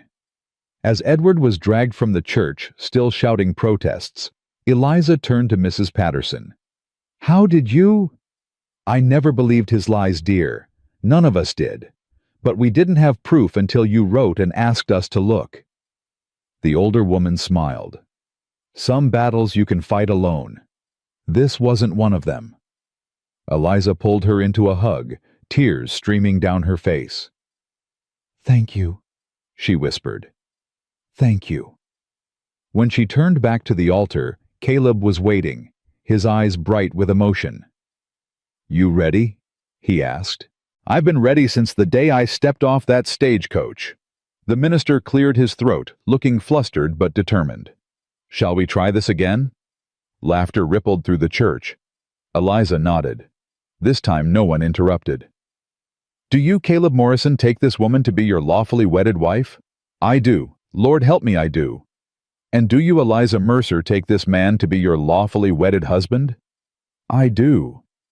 "Then by the power vested in me, I now pronounce you husband and wife." The minister smiled. "You may kiss your bride." Caleb pulled her close and kissed her, and the church erupted in cheers. When they finally broke apart, Ben was tugging at her skirt. "Does this mean I can call you Ma now?" Eliza crouched down, her wedding dress pooling around her. "Yes, Ben. You can call me Ma." He threw his arms around her neck. "I love you, Ma." "I love you too, sweetheart." Sam stepped forward, his face working with emotion he was trying hard to control. "Me too," he said quietly. "I love you too." Eliza pulled him into the hug, and then Caleb was there wrapping his arms around all of them. They stood there in front of the altar, a family finally complete, while the congregation applauded and the church bells rang and the winter sun streamed through the windows. And Eliza Morrison no longer. Mercer, no longer alone, finally understood what it meant to come home. The reception was held at Martha Caldwell's house. The whole town came, it seemed. There was food and music and dancing children running underfoot, old men telling stories by the fire. Eliza moved through it all in a daze of happiness, accepting congratulations, answering questions, laughing at jokes she barely heard. Caleb stayed close, his hand on her back, her waist, her shoulder. Like he couldn't stop touching her, couldn't quite believe she was real. "Happy," he murmured in her ear. Deliriously. "Good, because I plan to keep you that way for the rest of your life." Late in the evening, when the party was finally winding down, Martha pulled Eliza aside. "I have something for you," she said. "A wedding gift." She pressed a small leather pouch into Eliza's hands. When Eliza opened it, she found coins, gold coins. "Martha, I can't." "You can and you will. It's from all of us. Every woman who testified against Hawkins, every family you helped save." Martha's eyes were fierce with pride. "You gave us our courage back, Eliza. This is just a small way of saying thank you." Eliza counted the coins. Her eyes widened. "This is enough to pay off the last of Caleb's debts to the bank, plus a little extra for whatever comes next." Eliza couldn't speak, couldn't find words big enough for what she felt. She just hugged Martha hard and let the tears fall. They rode home under the stars, all four of them squished together in the wagon. Ben fell asleep against Eliza's shoulder. Sam drove the horses, humming a tune under his breath. Caleb had his arm around her, and she leaned into his warmth. "Quite a day," he said. "Quite a life." He kissed the top of her head. "No regrets. Not a single one. Not even when Edward Mercer burst through those church doors." Eliza laughed. "Maybe a small one for about 30 seconds. That's fair." They rode in comfortable silence. The ranch came into view dark against the snow, but when they pulled up to the house, there were candles in the windows. Someone had been here while they were gone, making sure they'd come home to light and warmth. "Martha," Eliza guessed. "Probably. That woman thinks of everything." They carried the sleeping boys inside, tucked them into their beds, stood together in the doorway, watching them breathe. "Our sons," Caleb said softly.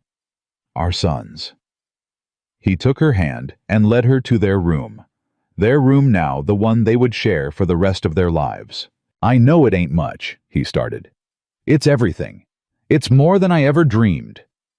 He pulled her close, and she went willingly, wrapping her arms around him, breathing in the scent of him, leather and wood smoke, and something that was just Caleb. "I love you, Eliza Morrison." "I love you too, Caleb Morrison." Outside, the wind whispered across the Wyoming plains, and the stars wheeled overhead, and somewhere in the distance, a wolf howled at the moon. But inside the little house on the Double M Ranch, there was only warmth and love, and the quiet breathing of a family finally whole. The first morning of their married life, Eliza woke to the sound of laughter. She lay still for a moment, disoriented. The bed was different. The room was different. And there was warmth beside her, Caleb still sleeping, his face peaceful in a way she'd never seen before. The laughter came again. Ben's voice high and delighted, followed by Sam's lower rumble. Eliza slipped out of bed, carefully wrapped herself in a shawl, and padded to the kitchen. Both boys were at the table. Ben was covered in flour, his face split in a grin. Sam stood at the stove, looking more flustered than she'd ever seen him. "What on earth are you two doing?" "Making breakfast," Ben announced. "For you and Pa. Because it's your first morning as a real family. Sam's face went red. The biscuits ain't turning out right. I followed Ma's recipe, but... Eliza crossed to him, looked at the lumpy dough in the pan. You forgot the baking powder, she said gently. I did. It's all right. We'll start over. She put her hand on his shoulder. Thank you for trying, Sam. It means more than you know. He ducked his head, embarrassed, but pleased. I wanted it to be special. It already is. Caleb appeared in the doorway, his hair mussed, his eyes soft with sleep. What's all this? Your sons are making us breakfast, Eliza said. Are they now? He came up behind her, wrapped his arms around her waist. Should I be worried? Probably. Ben threw a handful of flour at them both. Hey. Caleb released Eliza and lunged for his son. Ben shrieked and ran, and suddenly the kitchen was chaos, flour flying, boys laughing. Caleb chasing them both around the table, while Eliza stood in the middle of it all, covered in white powder, laughing until tears streamed down her face. This, she thought. This is what I came for. The week after Christmas was quiet. The snow fell steadily, blanketing the ranch in white, keeping them close to home. Eliza used the time to organize, to clean, to settle into her new life. She moved her few belongings into Caleb's room, their room now. She rearranged the kitchen to suit her preferences. She hung the quilt her mother had made over the back of the chair by the fire. You're nesting, Caleb observed one evening. Is that a problem? No, ma'am. He pulled her onto his lap. It's the best thing I've ever seen. The boys adjusted to the new normal with the resilience of children. Ben started calling her Ma without hesitation, the word rolling off his tongue like he'd been waiting his whole life to say it. Sam was more cautious, testing the word out in private moments when he thought no one was listening. Eliza heard him, though, and every time her heart grew a little bigger. New Year's Eve. They gathered around the fire, all four of them, and talked about the year to come. I want to learn to ride better, Ben said, and read a whole book by myself, and maybe get a dog. A dog? Caleb raised an eyebrow. Who's going to take care of a dog? Me. I'll do everything I promise. We'll see. Sam was quiet for a long moment. Then he said, I want to help more. With the ranch. With the business. I'm old enough, Pa. Caleb studied his son's face. You're 10 years old. Almost 11. And I've been doing a man's work for 2 years now. I know you have. Caleb's voice was rough. And I've asked too much of you. You're still a boy, Sam. You deserve to be a boy. I don't want to be a boy. I want to help. Eliza reached over and took Sam's hand. You can do both. Help and still be young. They're not mutually exclusive. Sam looked at her, uncertain. What do you want? For the new year. She thought about it. About all the dreams she'd had before William died, all the hopes that had shriveled when she found herself alone. About the new dreams that had taken root since she'd stepped off that stagecoach into the Wyoming cold. I want us to be happy, she said simply. All of us. Together. Caleb's hand found hers in the firelight. That's what I want too, he said. The first week of January brought the army delivery. Caleb had been preparing for weeks, cutting out the best cattle, organizing them into a drive-ready herd. The contract called for 100 head delivered to Fort Bridger by the 15th. It was a 2-day drive in good weather, longer if the snow was bad. I wish I could come with you, Eliza said the morning he was set to leave. I wish you could too, but the boys need you here. The boys need their father. And they'll have him. I'll be back in 5 days, maybe 6. He cupped her face in his hands. Don't burn down the house while I'm gone. I make no promises. He kissed her long and deep. I love you, Eliza Morrison. I love you too. Now go before I change my mind and tie you to the porch. Sam was going with him, his first real cattle drive. The boy sat tall in the saddle, trying to look older than his years, but Eliza saw the excitement underneath the studied calm. Take care of your father, she told him. "I will. And take care of yourself." "Yes, ma'am." She watched them ride out with the herd, Caleb in front, Sam at his side, the cattle moving slow and steady across the snow. She watched until they disappeared over the horizon, until there was nothing left but white. Then she went back inside to find Ben waiting. "It's just us now," he said. "Just us." "What do we do?" Eliza smiled. "Whatever we want." The first 2 days were easy. Eliza and Ben fell into a routine chores in the morning, reading lessons in the afternoon, stories by the fire at night. Ben was making progress, sounding out words with growing confidence. He was smart, she realized. Smarter than anyone had given him credit for. "Sam says I'm slow," he confided one evening. "Sam's wrong. He says I should have learned to read by now." "Everyone learns at their own pace. There's nothing slow about you, Ben Morrison." He beamed at her. "You really think so?" "I know so." The third day the storm hit. Eliza had seen Wyoming storms before, but nothing like this. The wind howled like a living thing, rattling the windows, finding every crack in the walls. The temperature dropped so fast she could feel it through the logs. She piled blankets on Ben's bed, built up the fire as high as she dared, brought the chickens into the barn, and prayed the horses would survive the night in the corral. "Is Pa going to be all right?" Ben asked, his face pale with fear. "Your Pa knows these plains better than anyone. He'll find shelter." "What if he can't?" "Then he'll make shelter. He's done it before." "How do you know?" Eliza pulled Ben close. "Because he promised he'd come back. And your Pa doesn't break his promises." The storm lasted 3 days. 3 days of howling wind and driving snow and temperatures so cold that ice formed on the inside of the windows. Eliza rationed their firewood, rationed their food, kept Ben as warm and calm as she could, while terror clawed at her own heart. Where was Caleb? Where was Sam? Had they made it to the fort? Had they found shelter? Were they alive? She couldn't let herself think about it. Couldn't let the fear take over. Ben was watching her, taking his cues from her. If she panicked, he would panic. So she stayed calm. She told stories. She played games.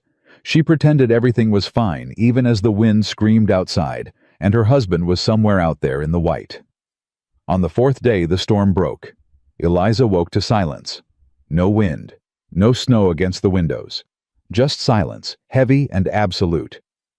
She eased out of bed, careful not to wake Ben, and went to the window. The world outside was transformed. Snow lay in drifts higher than the porch rails, smoothing out the landscape into gentle waves of white. The sky was clear, pale blue, the sun just coming up over the eastern hills. And there, at the edge of the horizon, a dark shape moving toward the ranch. Eliza's heart stopped. She ran for the door, threw it open, plunged into snow up to her waist. She didn't feel the cold, didn't feel anything except the desperate need to know. The shape resolved itself. 2 horses, 2 riders. Caleb and Sam. Eliza's knees buckled. She would have fallen if she hadn't grabbed the porch rail. Tears streamed down her face, freezing on her cheeks, but she didn't care. They were alive. They were coming home. Caleb reached her first, swinging down from his horse and wading through the snow to catch her in his arms. "I thought," she choked. "I know. He held her tight, his face buried in her hair. "We got caught in the pass. Had to shelter in a line cabin for 3 days. I couldn't get word to you. I was so scared." "Me too." He pulled back, looked at her face. "But I promised I'd come back. Remember." "I remember." Sam came up beside them, his face exhausted, but proud. "We made the delivery," he said. "Every head accounted for. The army man said Pa's cattle were the finest he'd seen all winter." Eliza pulled him into the hug. "I'm so proud of you both." "Can we go inside now?" Sam asked. "I can't feel my feet." Eliza laughed through her tears. Yes, let's go inside." Ben was awake when they came through the door, his eyes huge. Pa Sam. He launched himself at his father, and Caleb caught him, lifted him up, held him close. Hey, little man. Miss me. Miss Eliza said you'd come back. She said you promised. She was right. I did promise. Caleb looked at Eliza over Ben's head. And I always keep my promises. The money from the army contract arrived 2 weeks later. Caleb rode into town to collect it, and when he came back, his face was transformed. Lighter, younger, like years of worry had fallen away. It's done, he said. The bank's paid off. The ranch is ours free and clear. Eliza stared at him. All of it. All of it. Plus enough left over to see us through spring and then some. He pulled her into his arms, spun her around the kitchen. We did it, Eliza. We actually did it. We did it together. Together. He set her down, his hands on her waist. I never could have done this without you. You know that, right? Without you standing up to Hawkins, without you fighting for us, without you believing in me, when I couldn't believe in myself. Stop. She put her fingers over his lips. This isn't about what I did for you. This is about what we built together. You and me and Sam and Ben. A family, a home, a future. You're right. He kissed her fingers. You're always right. Remember that. Yes, ma'am. Spring came early that year. The snow melted in February, revealing green grass underneath. The cattle that had survived the winter began to fatten on new growth. Calves were born healthy and strong. The ranch came alive again. Eliza planted a garden behind the house, vegetables and herbs and flowers, just like her mother used to grow. Ben helped her, his small hands careful with the seeds. Will they really turn into food? He asked. If we take care of them. Like Pa takes care of the cattle. Exactly like that. Sam threw himself into ranch work with renewed energy. He was growing taller, filling out, becoming the young man he'd been so desperate to be. But he also smiled more now, laughed more, let himself be a boy when he wasn't being a rancher. You've changed him, Caleb said one evening watching Sam and Ben wrestle in the yard. He changed himself. I just gave him permission. Same thing.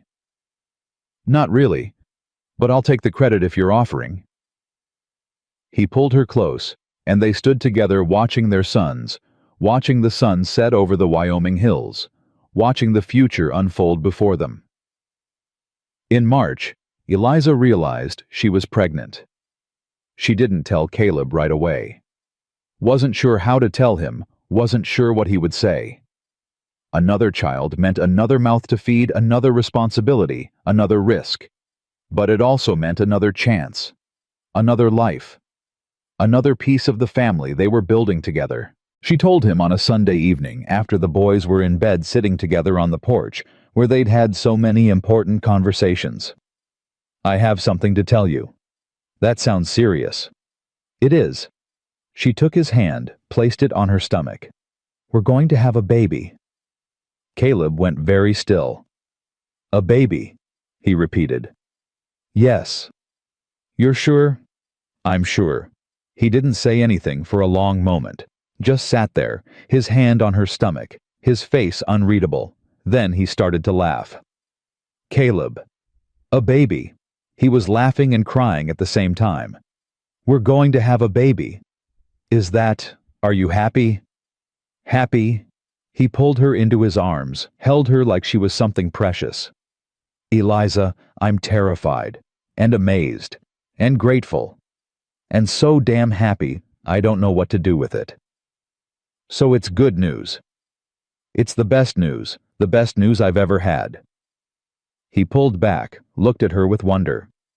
How do you keep doing this? Doing what? Making my life better. Every day, every single day, you make everything better.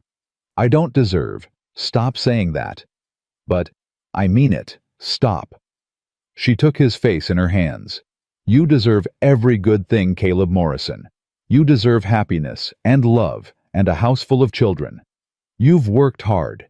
You've fought hard. You've lost and you've kept going. If anyone deserves good things, It's you." He kissed her, deep and long and full of everything they couldn't put into words. "I love you," he said when they finally broke apart. "I love you too. We're going to have a baby." "We are." "Ben's going to lose his mind." Eliza laughed. "Ben's going to be thrilled. Sam's going to pretend he's not thrilled, but secretly be thrilled." "That sounds about right." They sat there on the porch, holding hands in the darkness, while the stars wheeled overhead, and their sons slept inside, and a new life grew in the space between them. The next morning they told the boys. Ben's reaction was exactly what Eliza had predicted. Unbridled joy, 1,000 questions, immediate plans for how he would help with the baby. "Can I hold it? Can I name it? Can I teach it to read?" "Slow down." Caleb laughed. "The baby won't be here for months." "How many months?" "About 6. That's forever." Sam's reaction was more measured, but Eliza saw the light in his eyes. "A brother or sister?" he asked. "We won't know until the baby comes." "But it's really happening." "It's really happening." He nodded slowly. "Good. That's good." Later, when Ben was distracted and Caleb was outside, Sam found Eliza in the kitchen. "Ma?" The word still made her heart skip every time he said it. "Yes, Sam. I'm glad. About the baby. I know I didn't show it much this morning, but—" He struggled with the words. "I'm really glad." "I know you are. It's just—" He looked at his feet. "What if things change? What if you love the new baby more than me and Ben?" Eliza set down her mixing bowl and pulled Sam into her arms. He was almost as tall as she was now, but in that moment he felt small, young, fragile. "Listen to me," she said fiercely. "Love isn't a pie. It doesn't get smaller when you share it. Every child I have I will love with my whole heart. That includes you and Ben. That includes this new baby. My heart will just keep getting bigger. Promise." "I promise. I will always love you, Sam Morrison. Always, no matter what." He hugged her back hard. "Thanks, Ma." Summer brought changes. Eliza grew rounder as the months passed, and the boys took on more responsibilities without being asked. Sam worked alongside his father every day, learning the business of ranching with a seriousness that made Caleb proud.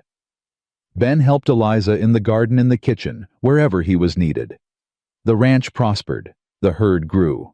Caleb took on a hired hand to help with the workload, a young man named Daniel, who'd been drifting through and needed a place to land. "You're building something here," Martha Caldwell observed during one of her visits. "Something real." "We're trying." "You're succeeding." Martha looked around the kitchen at the clean floors and the curtains Eliza had made and the flowers in the window. "This house feels different than it used to. It feels like a home." "It is a home." "It wasn't always. I came here once right after Margaret died. Caleb was barely holding on. The boys were running wild. I thought—" She shook her head. "I thought he might give up, sell out to Hawkins and disappear."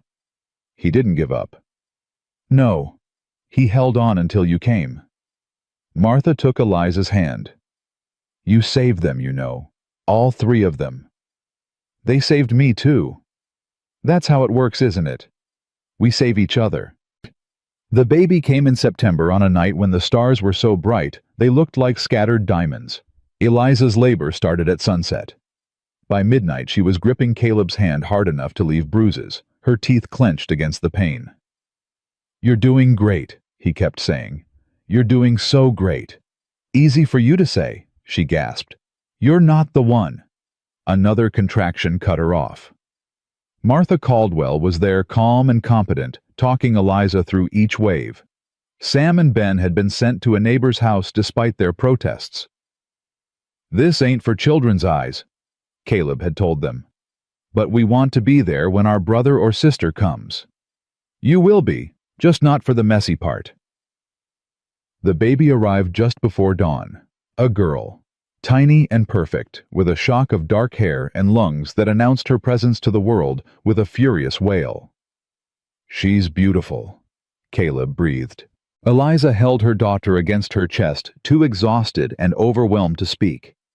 This tiny person, this new life she and Caleb had made her. Together. "What's her name?" Martha asked. Eliza looked at Caleb. They'd discussed names for months, going back and forth, never quite settling. "Margaret," Caleb said quietly. "After her grandmother." Tears sprang to Eliza's eyes. "Margaret Rose, after both our mothers." "Margaret Rose Morrison." Caleb's voice cracked. "That's perfect." They brought the boys home that afternoon. Sam came in first, his face carefully neutral, trying to be mature. But when he saw the baby in Eliza's arms, something in him melted. "She's so small," he whispered. "You want to hold her?" "Can I?" Eliza transferred the baby carefully into Sam's arms. He held her like she was made of glass, his face transformed with wonder. "Hey there, little sister," he said softly. "I'm Sam. I'm going to take care of you. I promise." Ben was less restrained. He bounced on his toes, barely containing himself. "Can I see? Can I see?" Sam crouched down so Ben could look. "She's all red and wrinkly," Ben said. "All babies are like that at first," Eliza said. "You were too." "I was not." "You were. I've seen the drawings your ma made." Ben considered this. "Will she get less wrinkly?" "Much less." "Good." He reached out one finger and touched the baby's hand. Margaret's tiny fingers curled around his, holding on. Ben's face transformed. "She's holding my hand. Pa, she's holding my hand." "I see that, son. She likes me." "Of course she likes you. You're her brother." Ben looked up at Eliza, his eyes shining. "I'm going to be the best big brother ever. I'm going to teach her everything. How to read and ride and find the best rocks and—" "Slow down," Caleb laughed. "She can't even hold her head up yet." "I'll wait. I'm patient." Eliza and Caleb exchanged glances over their children's heads. Their children. All four of them now. "We did good," Caleb murmured. "We did." The autumn passed in a golden haze of new baby exhaustion and joy. Margaret Rose was an easy baby, as babies went. She slept in stretches long enough for Eliza to function. She nursed without difficulty. She smiled early, and often her dark eyes tracking her brothers wherever they went. Sam appointed himself her official protector. He checked on her before he went to bed each night, stood guard over her cradle, while Eliza did chores, carried her around the house when she was fussy. "You don't have to do that," Eliza told him. "I want to." "Why?" He was quiet for a moment. "Because I remember when Ben was a baby. Ma used to let me help with him. It was—" He struggled for words. "It made me feel important, like I mattered." "You matter, Sam. You've always mattered." "I know. But this is different." He looked down at his baby sister sleeping in his arms. "This is family."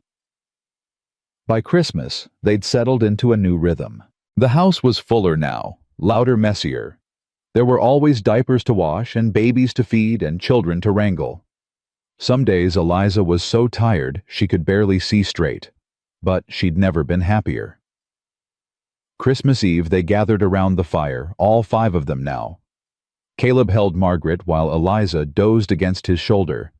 Sam and Ben argued good-naturedly about whose stocking was bigger. "You know what I was thinking about today?" Caleb said. "What?" "A year ago, Christmas Eve. We were just about to get married, and Edward Mercer had just burst through the church doors, and everything was falling apart." "I remember. And now, look at us." He gestured around the room at the tree Ben had insisted they cut at the stockings Martha had knitted at the baby in his arms, and the boys on the floor and the woman at his side. "A year ago, I didn't know if we'd make it through the winter. Now I can't imagine life without all this." "Me neither." "I'm glad you came, Eliza. I'm glad you stepped off that stagecoach and stayed. Where else would I go? Nowhere. That's my point. He kissed her temple. This is home. You made it home. We made it home. Together. The fire crackled. The children laughed. The baby cooed. And Eliza Morrison, who had traveled 1,000 miles to find her place in the world, finally understood what it meant to belong. Later that night, after the children were in bed and the fire had burned low, Caleb and Eliza sat on the porch one last time. The stars were out, scattered across the sky like promises. The wind was cold, but gentle. The ranch spread out before them, dark and quiet, waiting for spring. "What are you thinking about?" Caleb asked. "The woman I used to be, the one who answered your advertisement. What about her?" She was so scared, so desperate for something to change. She didn't know what she was walking into. She just knew she couldn't stay where she was. And now? Eliza looked at him. This man who had started as a stranger and become her whole world. "Now I know. Now I understand." She took his hand. "I came here looking for a new life. What I found was so much more. I found sons who needed a mother, a husband who needed a partner, a community that needed someone to fight for them. I found a family. You found us. I found myself." She squeezed his fingers.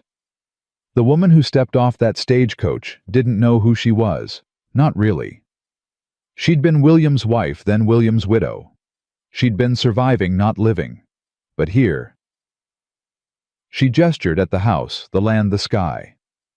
"Here I became someone new, Eliza Morrison, wife, mother, fighter." "The woman who stayed." She smiled at that. "Yes, the woman who stayed." Caleb pulled her close, and they sat together watching the stars wheel overhead. "Any regrets?" he asked. "Not one.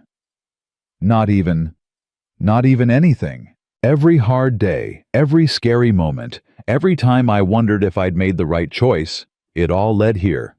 To this. To us. I love you, Eliza Morrison." "I love you too. Caleb Morrison. Forever. Forever, and then some."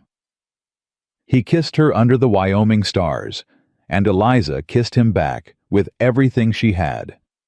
1,000 miles from where she'd started, in a house full of sleeping children on a ranch that had almost been lost, and then saved Eliza. Morrison had finally found what she'd spent her whole life looking for. Not a place, not a person, not even a family, though she had all of those now. She'd found herself, and that she knew was the greatest love story of all. The wind whispered across the plains, carrying the promise of spring. The stars blazed overhead, ancient and eternal. And in the little house on the Double M Ranch, 5 hearts beat as one. Eliza closed her eyes, let herself feel it all. The cold air on her face, her husband's warmth beside her, the knowledge that their children were safe and sleeping, that the future was uncertain, but theirs. She had come here with nothing but a carpet bag and a hope. She would stay forever with everything she'd ever wanted. Because in the end, that was what it meant to come home. Not arriving somewhere new, but becoming someone true. And Eliza Morrison, the woman who came, the woman who fought, the woman who stayed, had never been more true in her life.